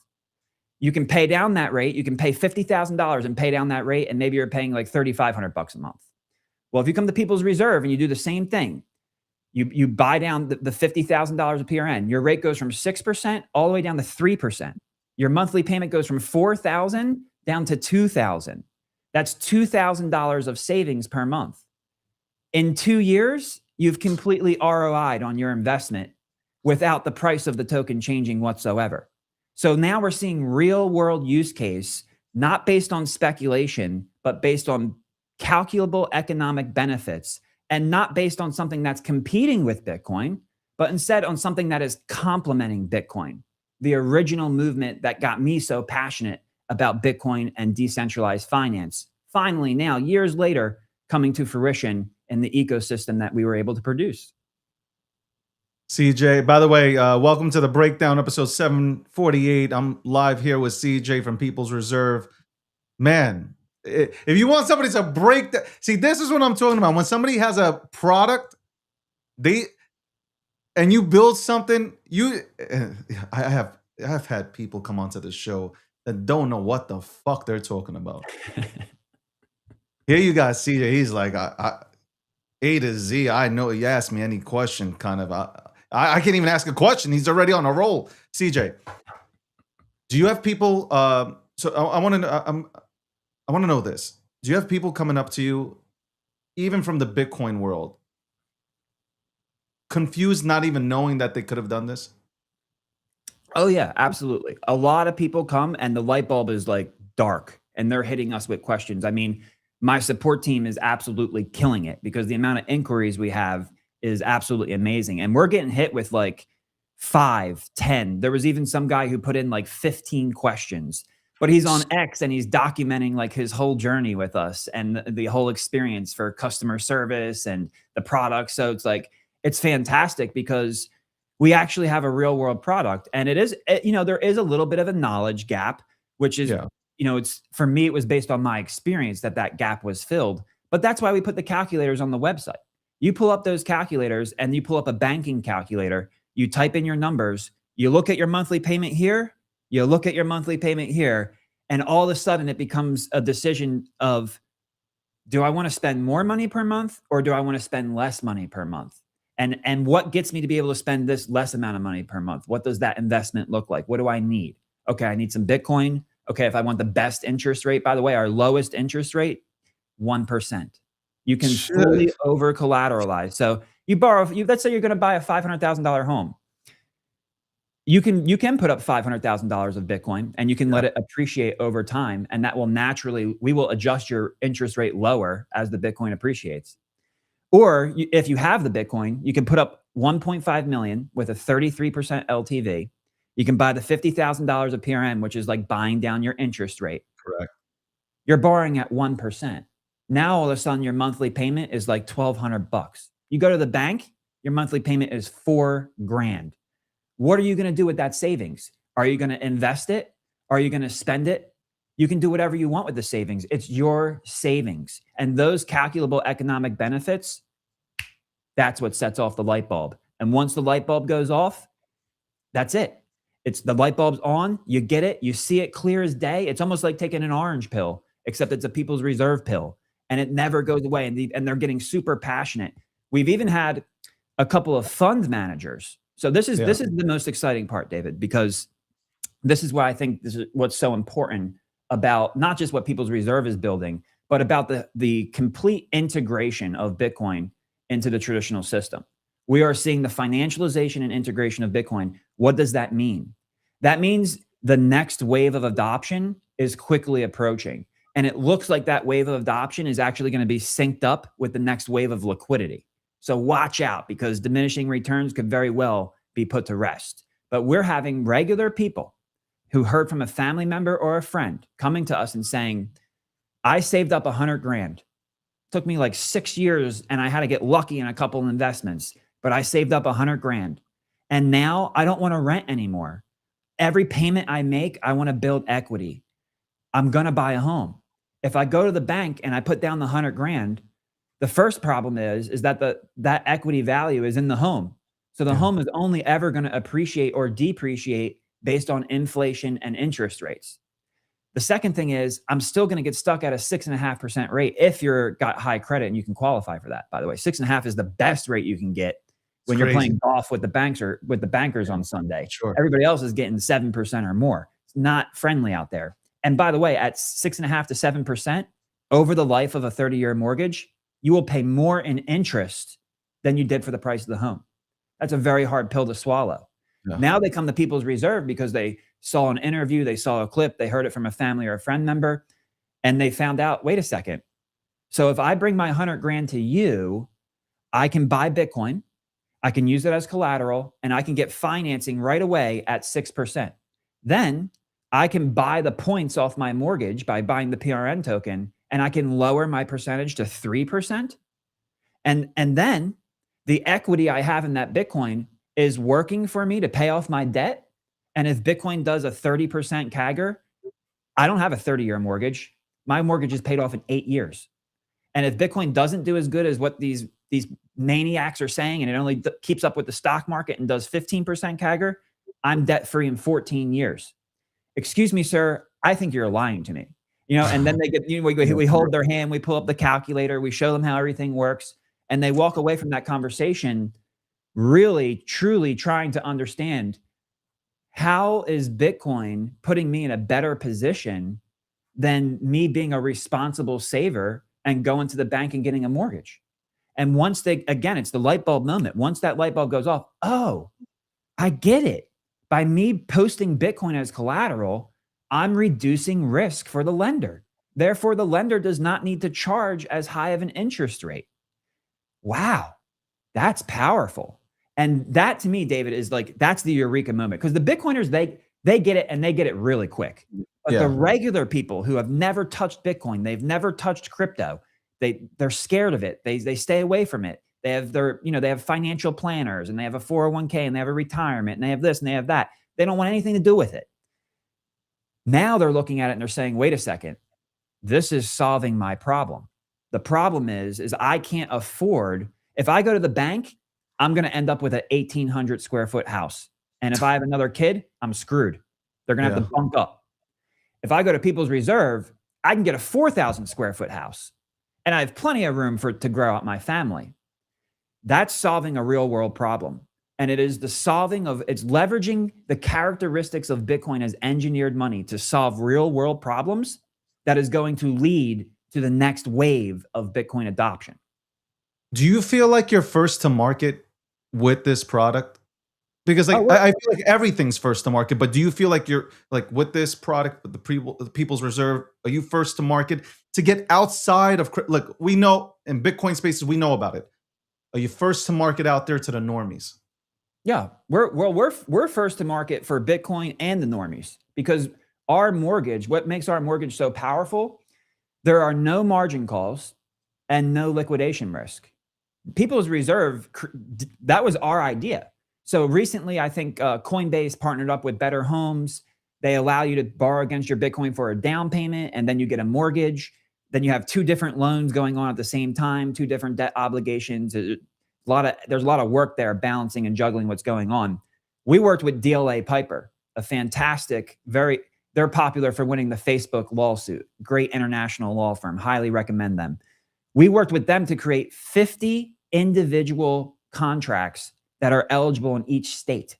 So we are the only Bitcoin company that can actually do a Bitcoin mortgage in all 50 US states. But on top of that, no margin calls, no liquidation risk, and the ability to get lower interest rates. Because even the Coinbase mortgage product, which was, when that launched, I was like, oh, this is great, baby. You can't pay for this type of marketing. Like, this is just free marketing. Our people, our community were commenting on there like, no thanks, we'll go to People's Reserve, because it was just, the value proposition is not comparable. Because sure, you can borrow against your Bitcoin to get your down payment money, but now you have your loan against your Bitcoin, plus you have your mortgage. You have a lot of different variables there, and you're borrowing at a higher rate than if you go to the banker. With us, our rates are lower. We are able to lower the rates. And I think, David, that's really where the magic happens with People's Reserve. People's Reserve is partnered with TrueFi. So your listeners can go to truefi.fund to figure out how all of this is happening. But our mission was, we need to detach from the fractional reserve banking system. Yeah. We cannot build a Bitcoin product on the traditional market yield curve. And for people who are like, what the hell is this guy talking about, yield curve? That just means what the interest rate is, from the federal funds rate, the overnight banking rate, to the treasury bills, which are 1 year and less, to the treasury notes that are 2 years all the way up to 10 years, to the treasury bonds that are 20 years plus. And you create this curve where the short-term rate is lower, the long-term rate is higher because of duration risk. But those prices are set by the central bankers. So why can a central banker tell us what the price of Bitcoin is? The price of lending money, right? Interest rates are the price of money. So if a central banker can tell you what the price of lending against Bitcoin is, they are setting the price. That's not free market. Free market is not when you set prices. That's price controls. So we said, how do we detach ourselves from this? How do we price the cost of lending against Bitcoin without having to depend on the central banking fractional reserve system? Well, we do that through the TrueFi infrastructure. And I mean, what is so exciting about that is we are building what mortgage-backed securities were supposed to be. So these AAA mortgage-backed securities that led to the 2008 great financial crisis, because banks wrote ninja loans, no income, no job application loans. You didn't need to have a job. You could buy a $600,000 house. They packaged all these loans. They wrote the loans. They packaged them all together, and then they sold them as a fixed income credit product to the pension plans, to the retirement plans, to the credit investors.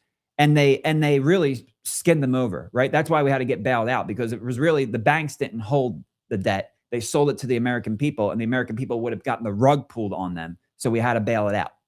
Well, TrueFi packages together our Bitcoin mortgages and issues a sound money mortgage. The sound money mortgage is the real AAA mortgage-backed security fixed income credit product that makes mortgages investable again. So this entire ecosystem, it's not just empowering the Bitcoiner who's the borrower, it's just not securing the lender who's facilitating that purchase, but it's also powering the $300 trillion real estate market to transform equity into Bitcoin and then to take that debt and sell it into the multi-$100 trillion fixed income market where you have low risk and high reward. And when Fannie and Freddie aren't forced by the presidential administration to buy mortgage-backed securities and investors themselves start buying mortgage-backed securities, interest rates will come down. The affordability crisis will disappear. And that's what our true mission is. We want to empower Bitcoiners to unlock their purchasing power without giving up ownership, with no margin calls and no liquidation risk. We want to secure the lender by reducing risk.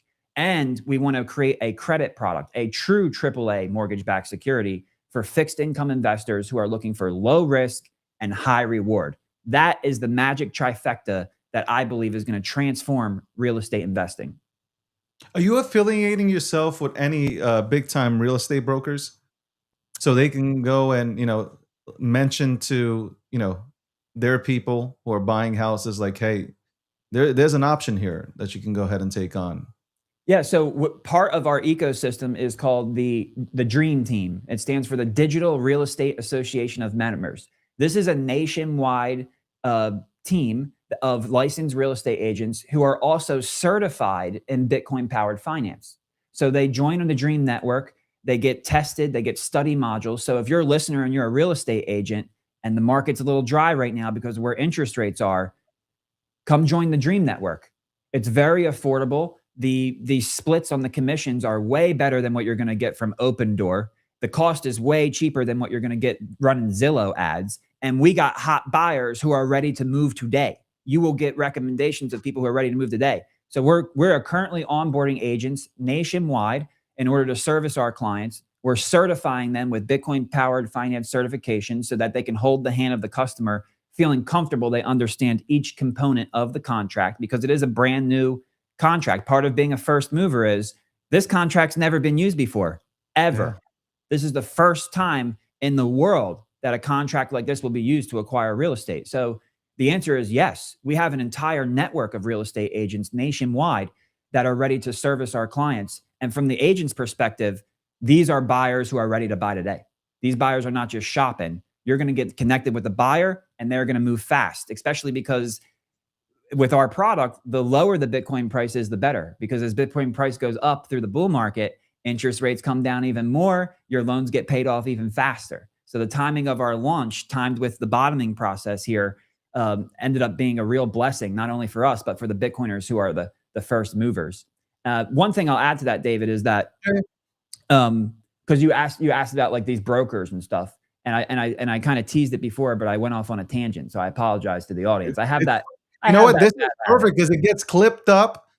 You're laying it out. Like, people are excited. I have even more questions to ask you if you have another additional 10 minutes to stay on.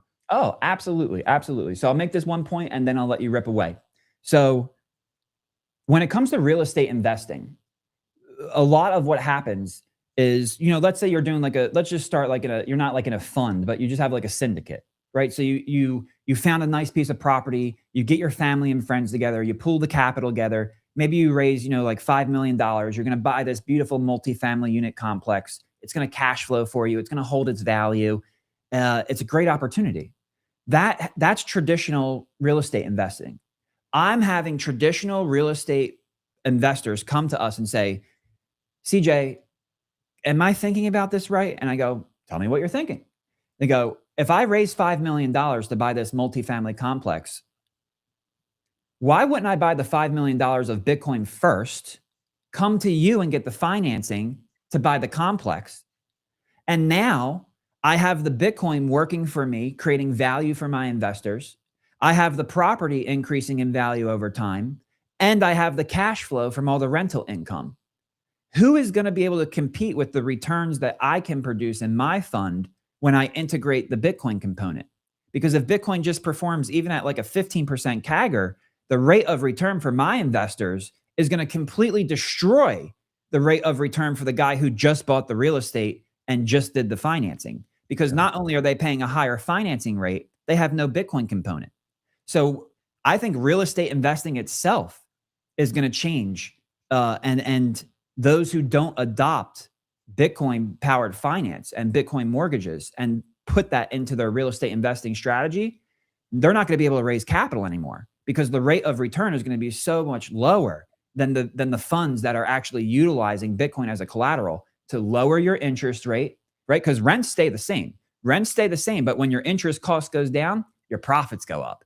And then when Bitcoin performs, your profits go up. So real estate investing itself is actually going to be dynamically overhauled by the utilization of our contracts. Thank you for letting me get that point in. I'll shut up now and I'll let you rip away. No, you know, it is a pleasure to, you know, I get a lot of guests that come on here, and it's no disrespect, but some aren't prepared. I've said that before, and it's nice to have people that come on here and understand their product. You know, if you don't know how to explain your product in 15 seconds, hey, this is not about you. You're just breaking everything down from A to Z kind of thing. But if you don't know how to explain your product, like, I'm not interested, me personally. I'm getting DMs and text messages. That's why I looked at my phone. It's been buzzing. They're like, okay, can we use this product outside the United States of America? Not yet, but TrueFi.fund, we are increasing right now. We're raising more capital so that we can service international property. Like I mentioned earlier, we were blown away by the amount of international demand, even though we don't have the product. So again, your listeners can check out TrueFi.fund to learn more. And if you want to join our mission in creating a true free market yield curve where the price of money is not dictated by a small group of men, but instead dictated by the supply of money, the demand for loans, and the perception of counterparty risk, become an LP. Join our mission. And you know, I'll let the rates of return speak for itself on the website. Do you see, and this is another question from the audience. We have shout out to TikTok. We have a bunch of people tuning in. TikTok is giving good questions in the DMs. In the future, do you see yourself, and obviously it's Bitcoin focused right now, but do you see yourself taking on or allowing anything else to be taken on as collateral? I would say no. Okay. And you know, the reason for that is because we look at Bitcoin as engineered money. So, you know, one of the best things that humans are able to do is engineer. And we took, you know, we used to have horses carrying buggies. Well, we engineered the horsepower in combustible engines, right? So now you have an engine with 300, 400, 500, 1,000 horsepower. You know, imagine putting 1,000 horses in front of a buggy. Impossible. Engineering solved that problem. Well, what makes Bitcoin engineered money? We took what we learned from the natural in gold and government debt, because those were the two forms of money, right? We had gold and silver. The problem with gold and silver was it's a horrible form of collateral because you can't easily settle the collateral. So when you transport that collateral to settle with somebody across the world, you have security issues, transportation issues, and all these costs add up, which take away from the ability to make the transaction profitable. So everybody got together and said, you know what? We can't do this with gold and silver. Let's use government debt. Let's use cash equivalents and an internal banking ledger. Then it'll only take a couple days to settle these transactions back and forth. And it was a great solution to the problem that was discovered in gold and silver as collateral. But it created a new problem, an even worse problem that we're still facing the consequences of today. The supply of the government debt, the supply of the cash equivalents could be expanded ad infinitum. And that's what we, $2 trillion deficit today here in the United States. If you go to usdebtclock.org, check out the world debt clock. This isn't just a US problem. World debt is upwards of hundreds of trillions of dollars. Governments can't stop printing money. They cannot stop expanding the supply of their government debt, of their cash equivalent. So that's a new problem that we face in the collateral system. Right now, treasuries are the collateral foundation, and that foundation is being destroyed. It's being decayed because of the inflation of the supply of the government debt. So the collateral foundation that mortgages and credit and everything else is built upon is crumbling before our own eyes. And we're facing the consequences of that. And then we come back and we say, okay, well, how do we make this better? What can we learn from natural money in gold and silver? What can we learn from experimental money with government debt? And how can we engineer a solution? Okay, well, enter Bitcoin. Bitcoin comes, you know what? What did we learn from gold and silver? Limited supply is a good thing. That's a strong characteristic of a money. Let's make it even better. Forget about limited supply, absolute digital scarcity, finite supply, 21 million, no more. Okay, fantastic. What did we learn from cash equivalents? What's good about that? Well, it's very cheap and easy to settle. You can settle in a couple of days and there's no security issues because it's just a ledger. Okay, Bitcoin comes along and says, we're going to do better than that. How about settlement every 10 minutes? And how about we get rid of this central banking ledger where we have to trust a counterparty and you hold the asset yourself? So 10-minute settlement times, no counterparty risk. Whoa, that is like amazing. We now have an engineered money. We've taken the best from gold and silver and made it better. We've taken the best from government debt cash equivalent and made it better. And now we have an engineered money that's called Bitcoin that is the pristine collateral foundation for the future of finance. To me and to People's Reserve and to TrueFi, nothing can compete with that. And anything that's trying to compete with that is destined to fail. So that's why our whole mission is Bitcoin is money. It's engineered money. It's pristine collateral. And we want to complement that. And we want to build around that in every possible way that we can, because that's where the success is going to come from. The future of settlement, the future. And Hal Finney said this in the very beginning. Hal Finney said, when Bitcoin is truly adopted and it's worth millions and millions of dollars per coin, Bitcoin transactions are going to be as rare as they are today. And in his time, Bitcoin transactions were very rare, right? And why did he say that? He said, because Bitcoin banks are going to be using it as a settlement layer. It's not going to be used as an everyday currency. It's going to be used as a money. And you have to understand the difference between money and currency. Money is a store of value. Currency is a medium of exchange.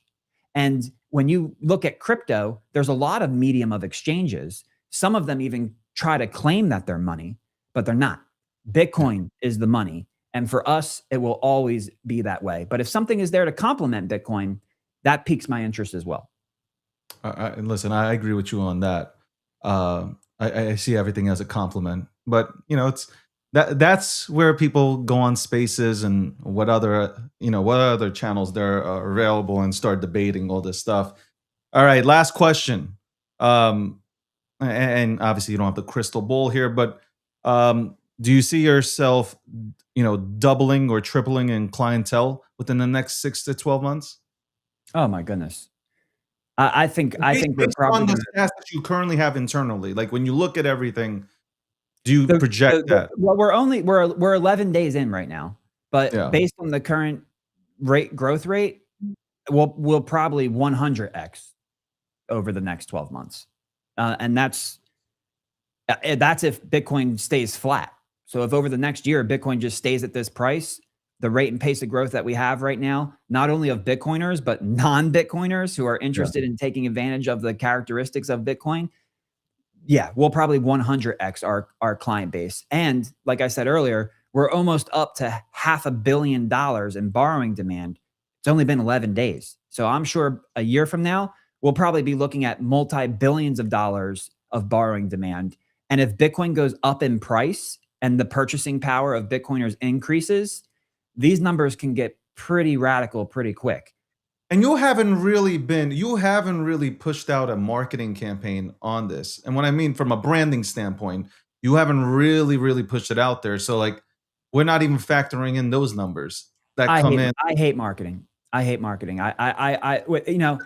to be convinced to just do the interviews, but because I believe this, we built our products this way. You deliver value.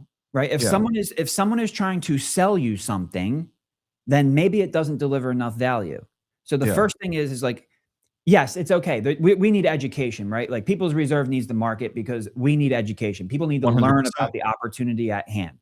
But once you learn about the product and you see that the product is delivering the value that it's delivering to you, there's no more sales involved. This is why you never hear me talk about our PRN token. I don't need to sell you any. I don't have anything to sell you. If you come and get a mortgage and you want to pay down your rate and get the lowest interest rate in the world for a homeowner, this is how you do it. And by the way, unlike the traditional bankers, when you buy down your rate, when you're done with your loan, you can sell the points back to the free market.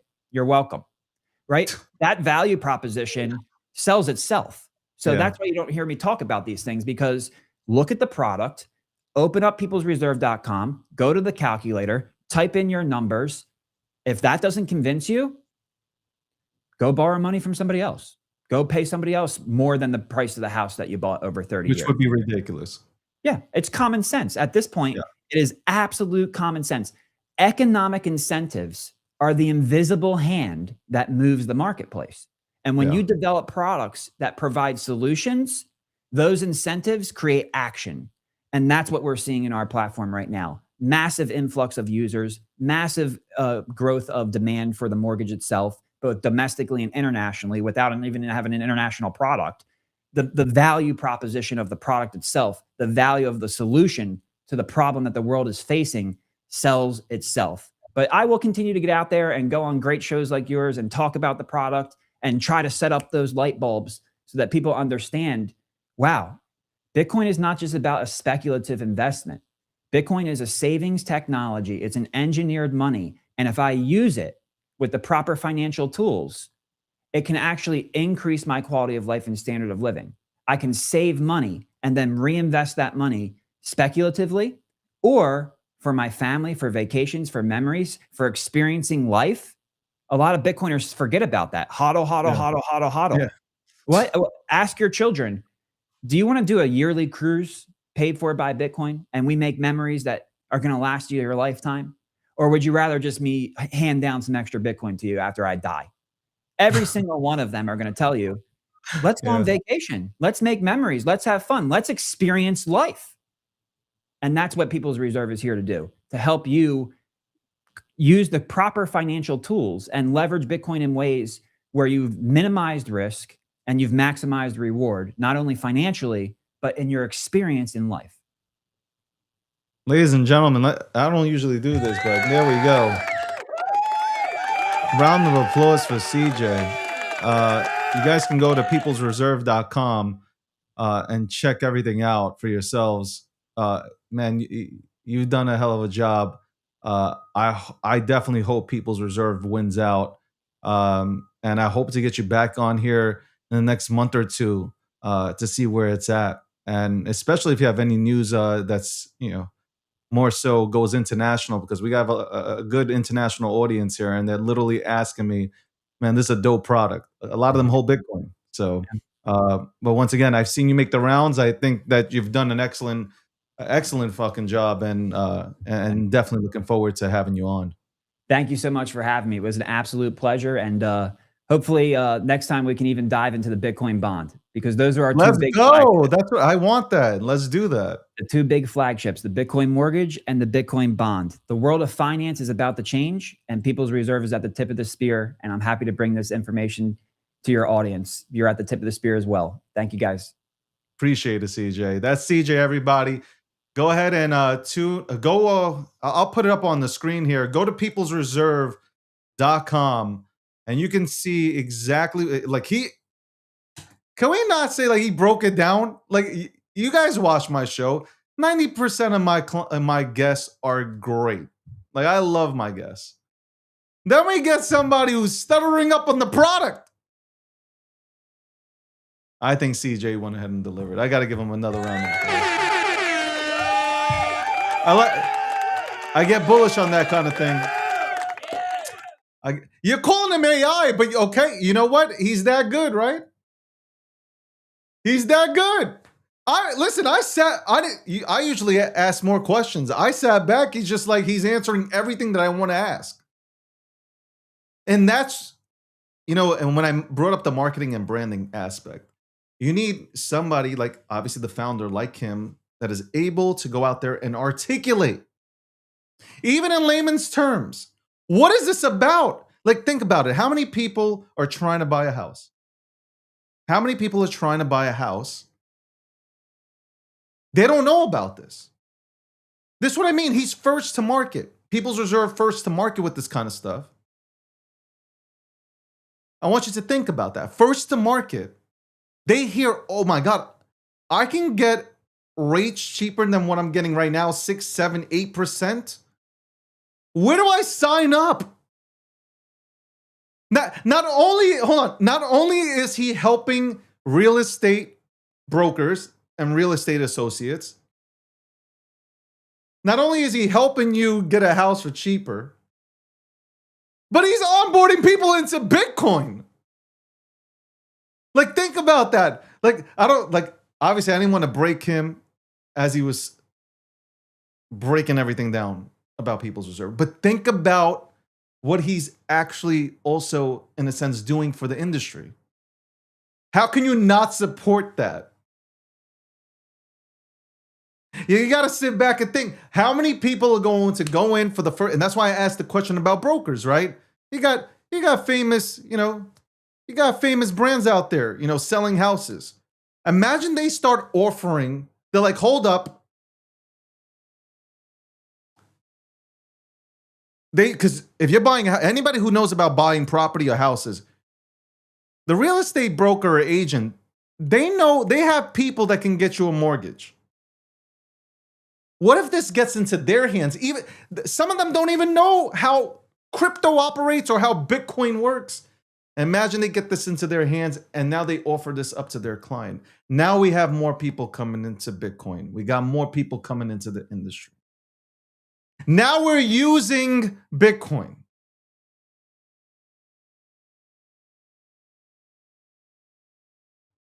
I'm excited because, listen, I get to sit back also.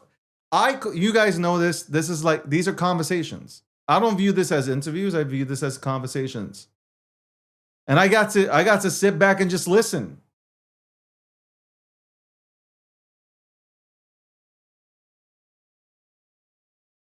You guys almost made me laugh when you said, yo, he's AI. That you made me, I almost cracked. I'm a professional though, 10 years, obviously. I held it together. And no, I didn't fade away and, put him on the full screen because I was just like, you know what? Let this man have his moment right now. It's kind of like, when somebody, I've felt this way at times. It's Kobe Bryant 81 points. It's like the shots are going in. Let the man have, or the woman have their moment right now.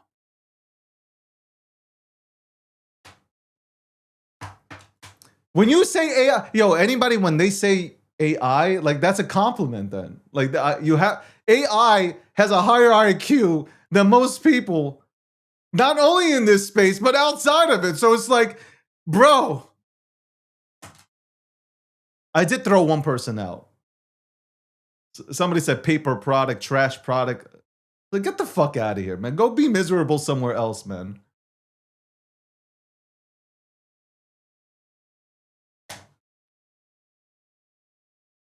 Yeah, that was dope. That was dope. Because now I'm thinking of what it can do. Respect the fact you get a lower mortgage rate. Respect the fact you can utilize your Bitcoin. I respect all of this. But then you start thinking, like, how many times have I said, how do we onboard more people into Bitcoin? And even into crypto, whatever it is. Like, how do we bring more people into this industry? That right there is one of them. That's outside of this industry.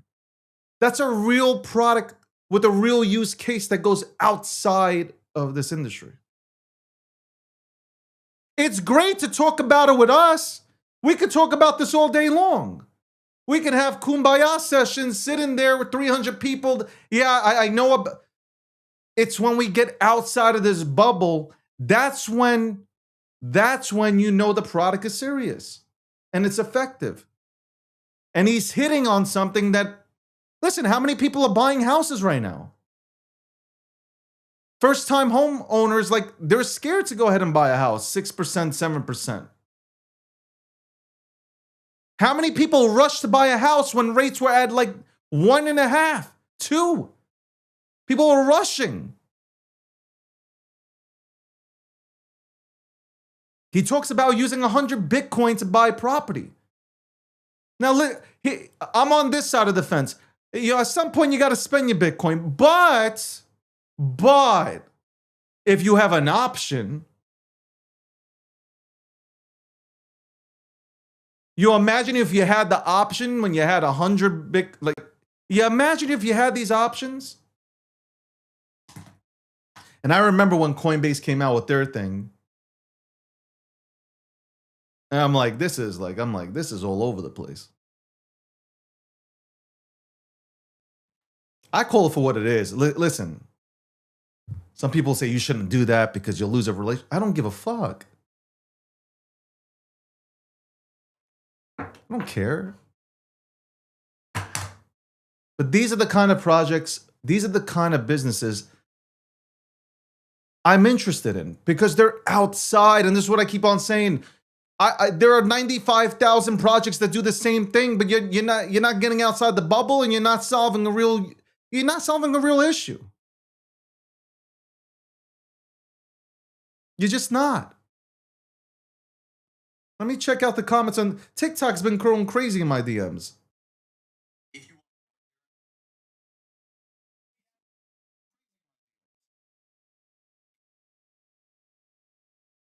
Somebody called it the unicorn. It's a nice compliment.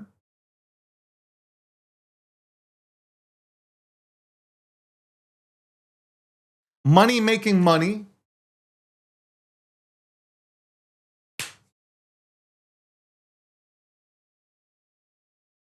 No, I great tax benefits.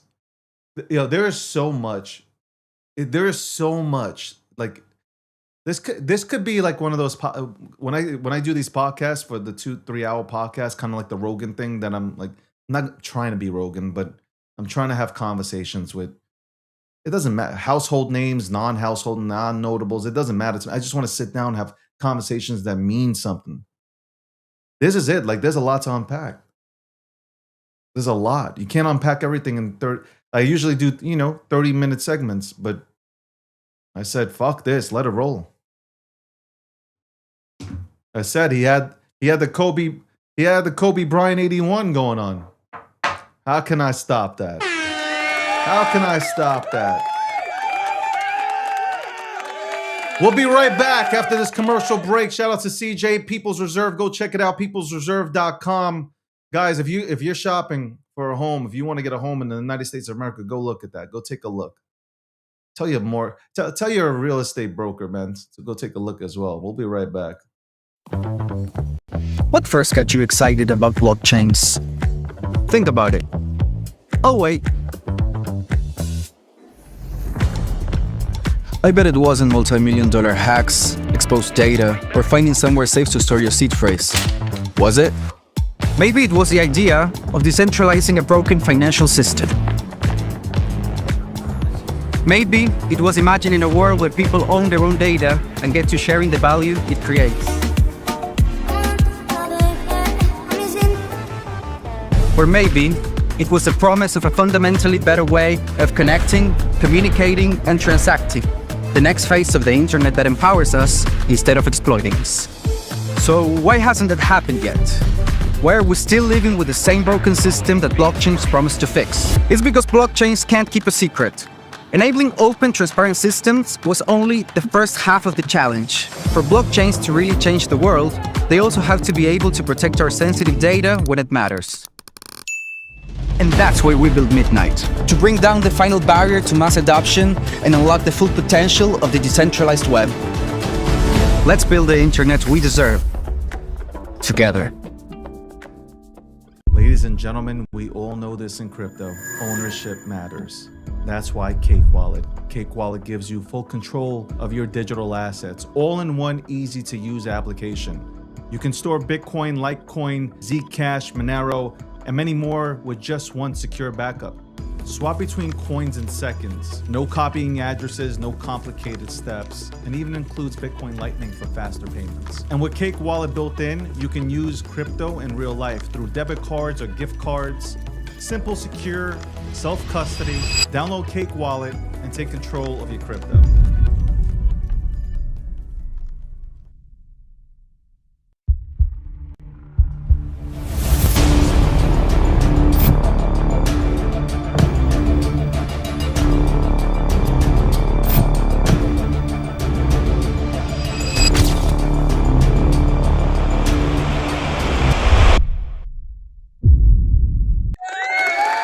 Welcome back. We were just on with we had Landy on today. And we discussed airdrops and I'll talk more about memes because this is the segment where I know we're overtime here, but I want to really break down what I see for the meme economy and meme culture and how people should start embracing it. I should go ahead and retweet the room. Why do I say retweet? I still am stuck on spaces, bro. I'm still stuck on spaces, I got to tell you. Well, you guys can reshare. How about that? You guys can go ahead and reshare. Let's see. I won't reshare it. Let's say you guys from YouTube and from TikTok and from X, you guys can reshare this show. You guys can go ahead and do so. Okay?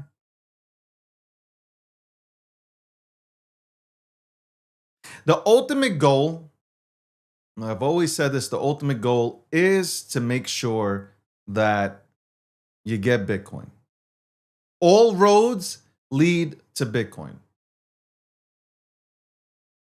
And I've debated about this. People have brought up, hey, but you know what? Monero, and you got Midnight. Shout out to the sponsor, Midnight. You got Midnight. You got other assets. All roads, and you can have those, but all roads lead to Bitcoin. And I understand this. I'm not dumb to it. A lot of people are like, Dave, man, Bitcoin is $63,000. David, Bitcoin is $63,000. Am I going to take $63,000 and put it into Bitcoin? And I'm like, I can't tell you what to do. I'm not your financial advisor. And they're like, wouldn't it be better though if I took, let's say I just bought $20,000, because a lot of you guys don't know this, but what if I buy a fraction of a Bitcoin? Let's say I buy $10,000 worth of Bitcoin, and then if I got $50,000, I take $10,000 and buy $10,000 worth of Bitcoin, and then with the $40,000, I take 30 and I spread it around in crypto, and then leave 10 on the sideline to go and DCA if there is a pullback or if there is a new asset that comes out there that I can jump into. These are things that you have to think about. I said it's a landing. Could you possibly make more X's if you go that route? Yeah, 100%. Could you possibly lose your ass as well? 100%. Most people in this space will round trip because you've never seen that kind of money in your life. So your greed will kick in, and it's not the greed. You might not even be a greedy person, but you'll see these numbers and you're like, you know what? It can go higher.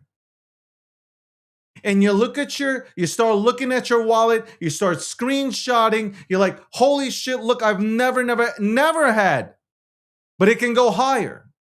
That's where people fail. A lot of people have never made $50,000 in a year.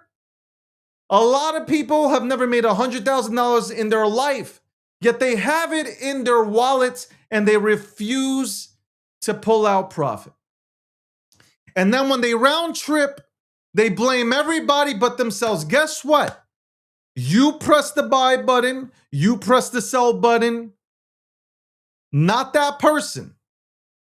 Forget about it. And I talk about this, influencers and KOLs and all the... Ultimately, it's your decision. Anybody who says they've been influenced by this one, that's your problem. If somebody influences you into getting into something, that's crazy. You should be able to, especially with the tools available to you, to research these products. Research these memes, these utility tokens, Bitcoin. You should be able and easy to pick up a goddamn fucking computer, laptop, and use the technology available to you to bring forth a plan. You should be, okay, I enter here, I'm leaving here, I'm scaling out here. I'm being a respectful human being. I'm respectfully taking profits. I'm taking my initials. You should have a game plan. When people ask, what should somebody do when they first come in to this industry? I say, sit the fuck back and do nothing. Take out a piece of paper and pen and start writing. Listen to spaces. Listen to podcasts. Listen.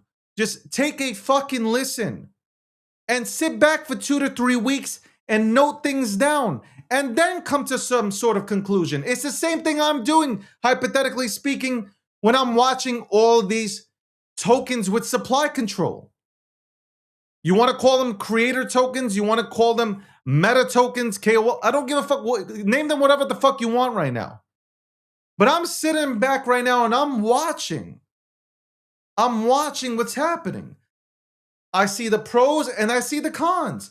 And I want to make sure if I ever decide to do this, that I'm doing this where like there ain't holes in the ship. I mean, again, respectfully, look at Ansem. Shit went up to 400 million and now it's the sell pressure has started from people. It's a domino effect. You know, like maybe they don't believe in the mission. And then you have the airdrops, which I think the airdrops are really bad. Like there has to be a way that airdrops work because the airdrops are bad. It's horrific. The sell pressure is crazy. And then there's a side of the argument. Why don't you airdrop people $10? $10. What does that mean?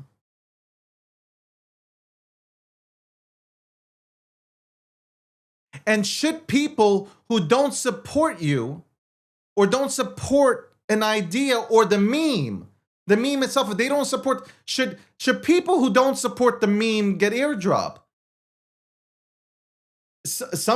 From a marketing or branding perspective, you could airdrop and bring people in, but that's like 2 out of 10. They don't give a fuck. I didn't say Ansem is not going to be fine. See, like you guys are getting confused. I'm not saying Ansem won't be fine. I think Ansem will do fine. But I think Ansem would have done better without the airdrops. Or at least airdropping people that actually fuck with him. But when you airdrop people that don't give a shit, you get sell pressure. And you get people pointing the finger and fudding instead of supporting and saying, you know what? For no reason, I got airdropped and I just flipped $50 into a cheeseburger with fries and a chicken to take home for the entire week. That's what I'm saying. I'm not a hater. I might not link up with somebody. I might not give a pound to somebody. I might have never met somebody in my life, but I'm not going to sit here and hate. I'm not. I'm just not that person. Unless it's called for, then I will open up my mouth. Then I will let motherfuckers know. I have no problem.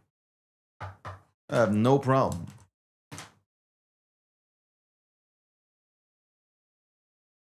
I said this before. You don't need me to call anything. If you fuck with that meme, if you think that meme is going to be spectacular, man.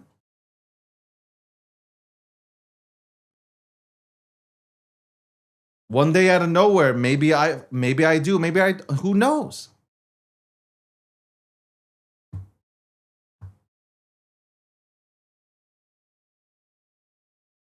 Who knows?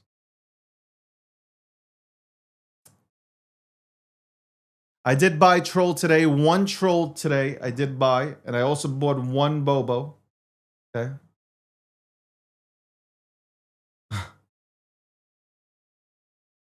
I did do that.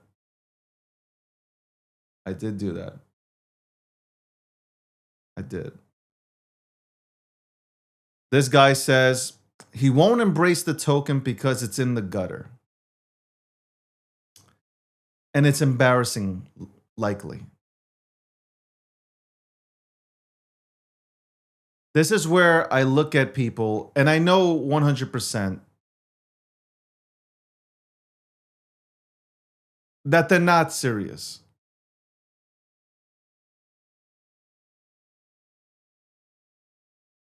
Absolutely not serious. This is somebody who probably holds and wants me to say something, let her run up, and then dump, and then point the finger, come back into the chat and say, see, I told you, it only went to 30 million. Ha ha, look. These are the people. And I'm not doing it for these type of people. I'm doing it for people that, if I do anything, that want to be a part of something cool. Not even his parents know who the guy is. Forget about us. Nobody knows. You don't believe in anything. You believe.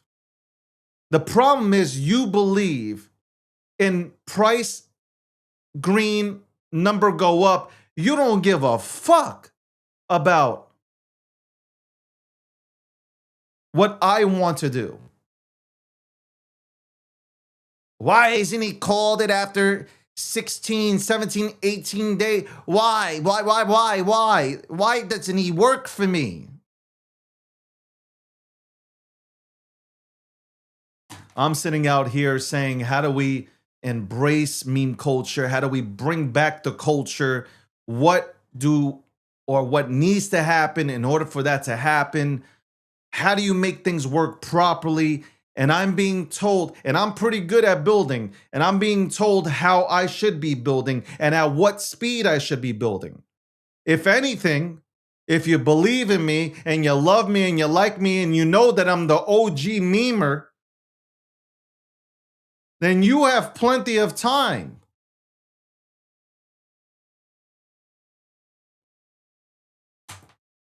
I don't need to rush anywhere because I'm not a part of any meta.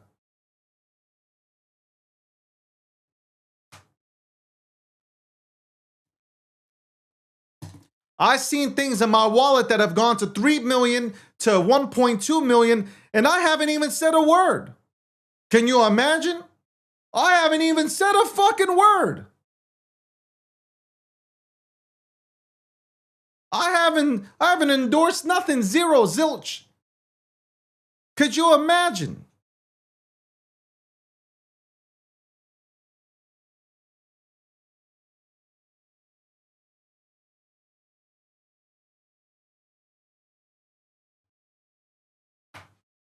You can bet against me. That's fine. Bet against me. Call me washed. No emotion. What? I don't care. I don't care. None of that. I'm going to tell you something. When you first come in, maybe these words affect you somehow. Because you're kind of confused. Like, what, dog? Like, I don't get it, dog.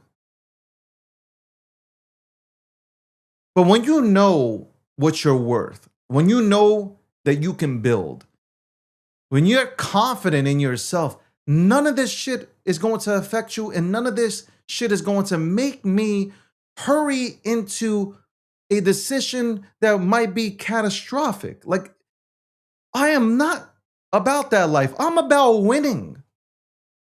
I want to win. I want to do it for a reason that makes sense. And I don't know how many times I'm going to have to say that.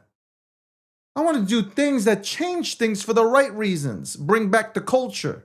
Right reasons. That's it. Bottom line. I don't give a fuck what anybody else is doing. If I did, then it would, if I did, let's think about this. If I cared about that, and if I had no motion, or I wasn't worth anything, then the easier route would have been for me to jump on the current meta and jump on the momentum. Bottom line. If anything, I'm going against the grain, right? Like, some people will look at it and say, like, he's going against the grain. He's going against the meta. Think about it. Smart people get it. Dumb people don't.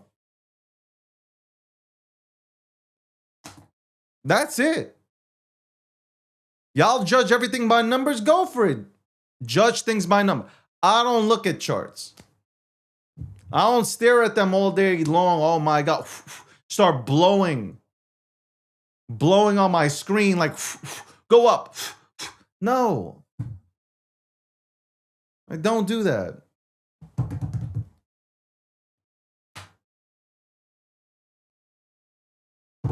Welcome to the breakdown. Let's go ahead and quickly look at what Polymarket got. What's Polymarket going on? You know where I'm going with this one. I want to look at. By the way, Messi's the GOAT. Messi is the GOAT. Bah. Bah. Bah. Bah. The GOAT. Messi's the GOAT. This man is the GOAT. I don't want to hear it. I like RS7. I like Messi is the GOAT. I'm going to say it again. The GOAT.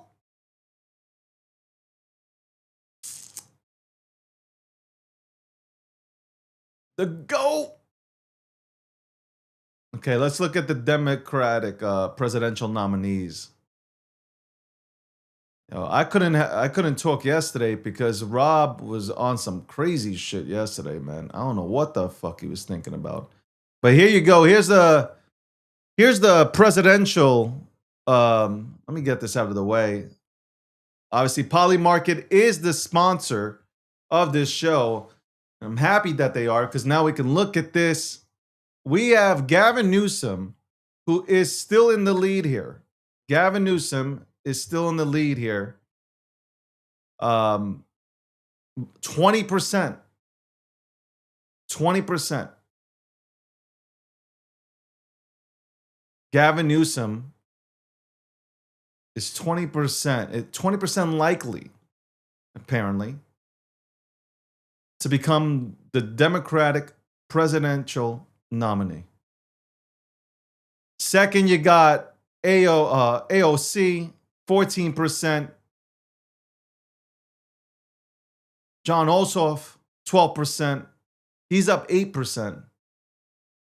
And Kamala Harris, 7%. I don't think the Democratic Party wants Kamala.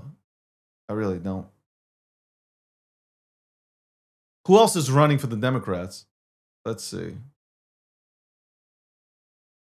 Dwayne The Rock Johnson he's at 1%. You got Stephen A. Smith at 1%. Mark Cuban at 1%. Who else is here? Barack Obama, who can't run again, 1%. Oprah, 1%. Hillary, 1%. Kim Kardashian at 1%. George Clooney.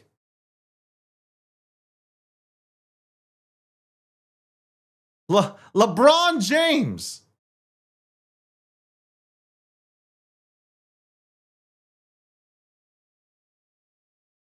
Again, you could check all these things out. There's multiple things that you can check out on Polymarket and gauge instant interest.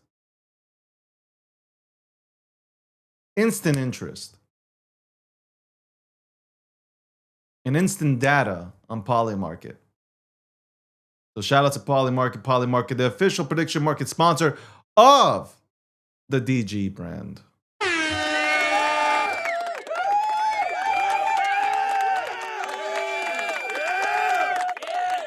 Somebody said, oh, I can't repeat it. I'm gonna get banned from TikTok. That shit was funny though, I ain't gonna front. I can't repeat it though. That was hilarious, man.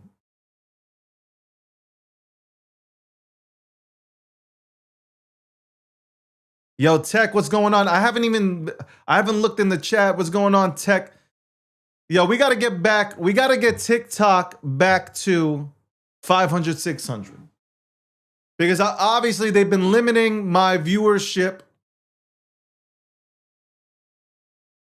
I did speak to them.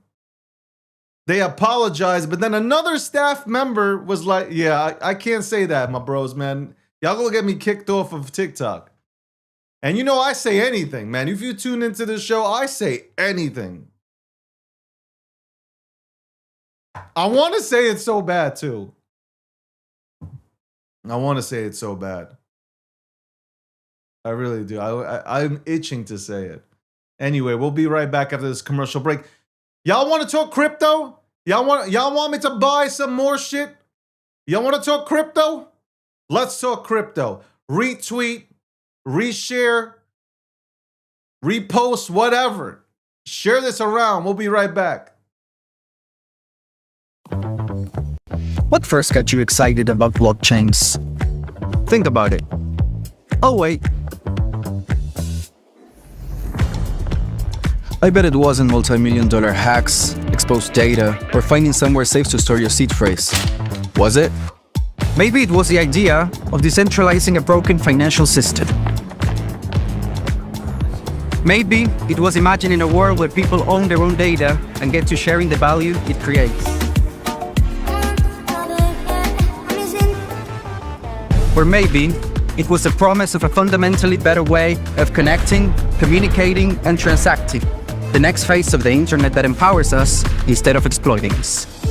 So why hasn't that happened yet? Why are we still living with the same broken system that blockchains promise to fix? It's because blockchains can't keep a secret. Enabling open, transparent systems was only the first half of the challenge. For blockchains to really change the world, they also have to be able to protect our sensitive data when it matters. And that's why we built Midnight, to bring down the final barrier to mass adoption and unlock the full potential of the decentralized web. Let's build the internet we deserve, together. Ladies and gentlemen, we all know this in crypto. Ownership matters. That's why Cake Wallet. Cake Wallet gives you full control of your digital assets, all in one easy-to-use application. You can store Bitcoin, Litecoin, Zcash, Monero, and many more with just one secure backup. Swap between coins in seconds. No copying addresses, no complicated steps, and even includes Bitcoin Lightning for faster payments. And with Cake Wallet built in, you can use crypto in real life through debit cards or gift cards. Simple, secure, self-custody. Download Cake Wallet and take control of your crypto.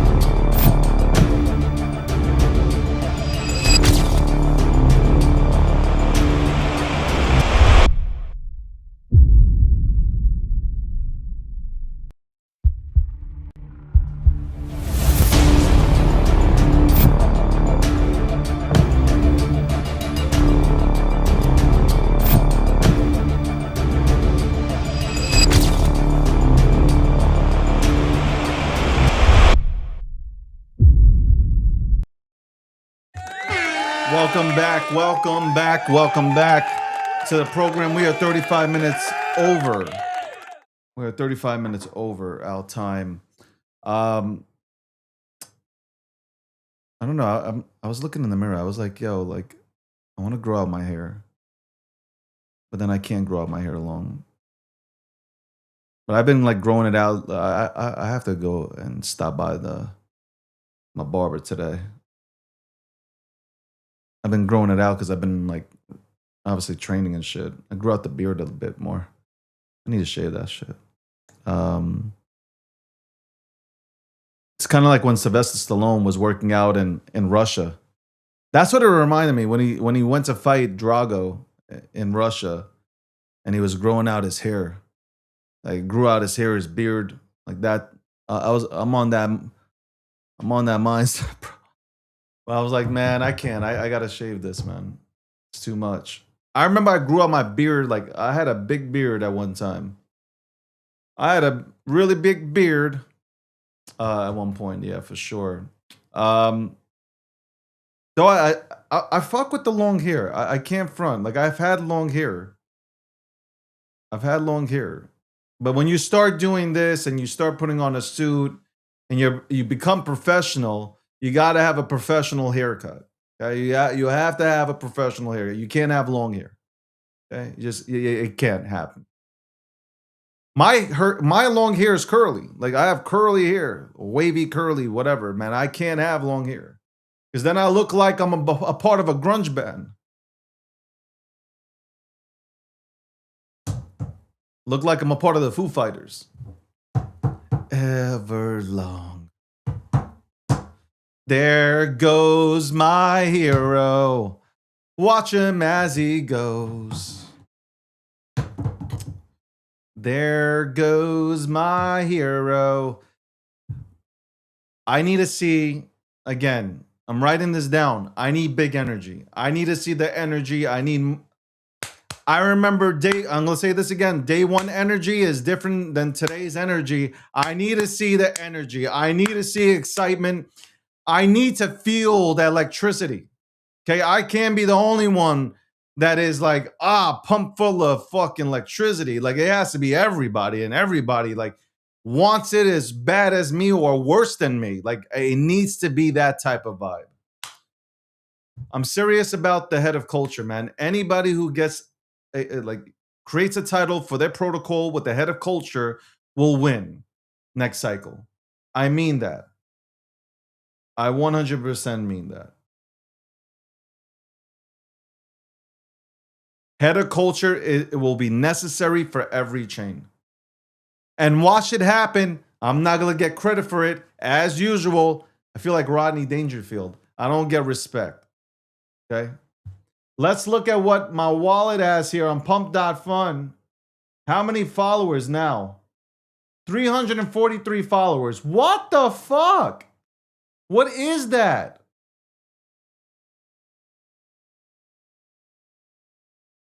What is that? Yeah, Michael, unfortunately, politics, it's unfortunate. I'm not a big fan of the Clarity Act, but I understand it. To not be able to pass something like this is absolutely crazy. That's all. It's just, this is what our current country looks like. We can't pass anything. We can't pass nothing. And they think they're working for the American people. They're not. That is not working for the American people. You're working against us. Okay? You're squabbling. Okay? Your hatred for the president, your hatred for that party and this party, you're hurting the American people. That's who you're hurting. That's it. Okay? You're not doing anything good for the American people. You're hurting the American people. And I'm talking to both sides now. I'm talking to both sides. Respectfully. It is time to come to the fucking table and to get shit done in America.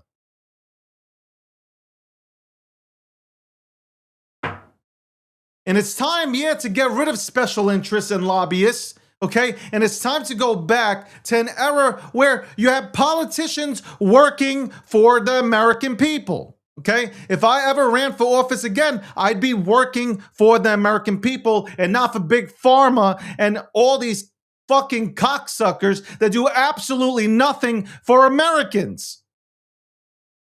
It's time to work for us. I don't give a fuck what you are. Republican, Democrat, Independent, Libertarian. It is time that you work for us. If I didn't vote for you, you still work for me. So start working. I'm so fucking tired of seeing this shit over and over and over again. Work for us. I'm tired of money going elsewhere. If we are not making interest on that money, I don't want money being printed and sent somewhere else. I want the American people being taken care of. It's America first from the standpoint, take care of us first. Take care of our infrastructure. Fix the fucking roads. Take care of the people that are suffering out there, really suffering, and take benefits away from people that aren't. Fix this shit here. And get rid of the fucking Fed. How about that? That hasn't been said in a long time. Fucking tired of this shit, man. We take care of everybody else and not ourselves. Fucking, we're paying for all this stuff. I got these fucking bastards, man. Special interests running. And some of the special interests, they ain't American.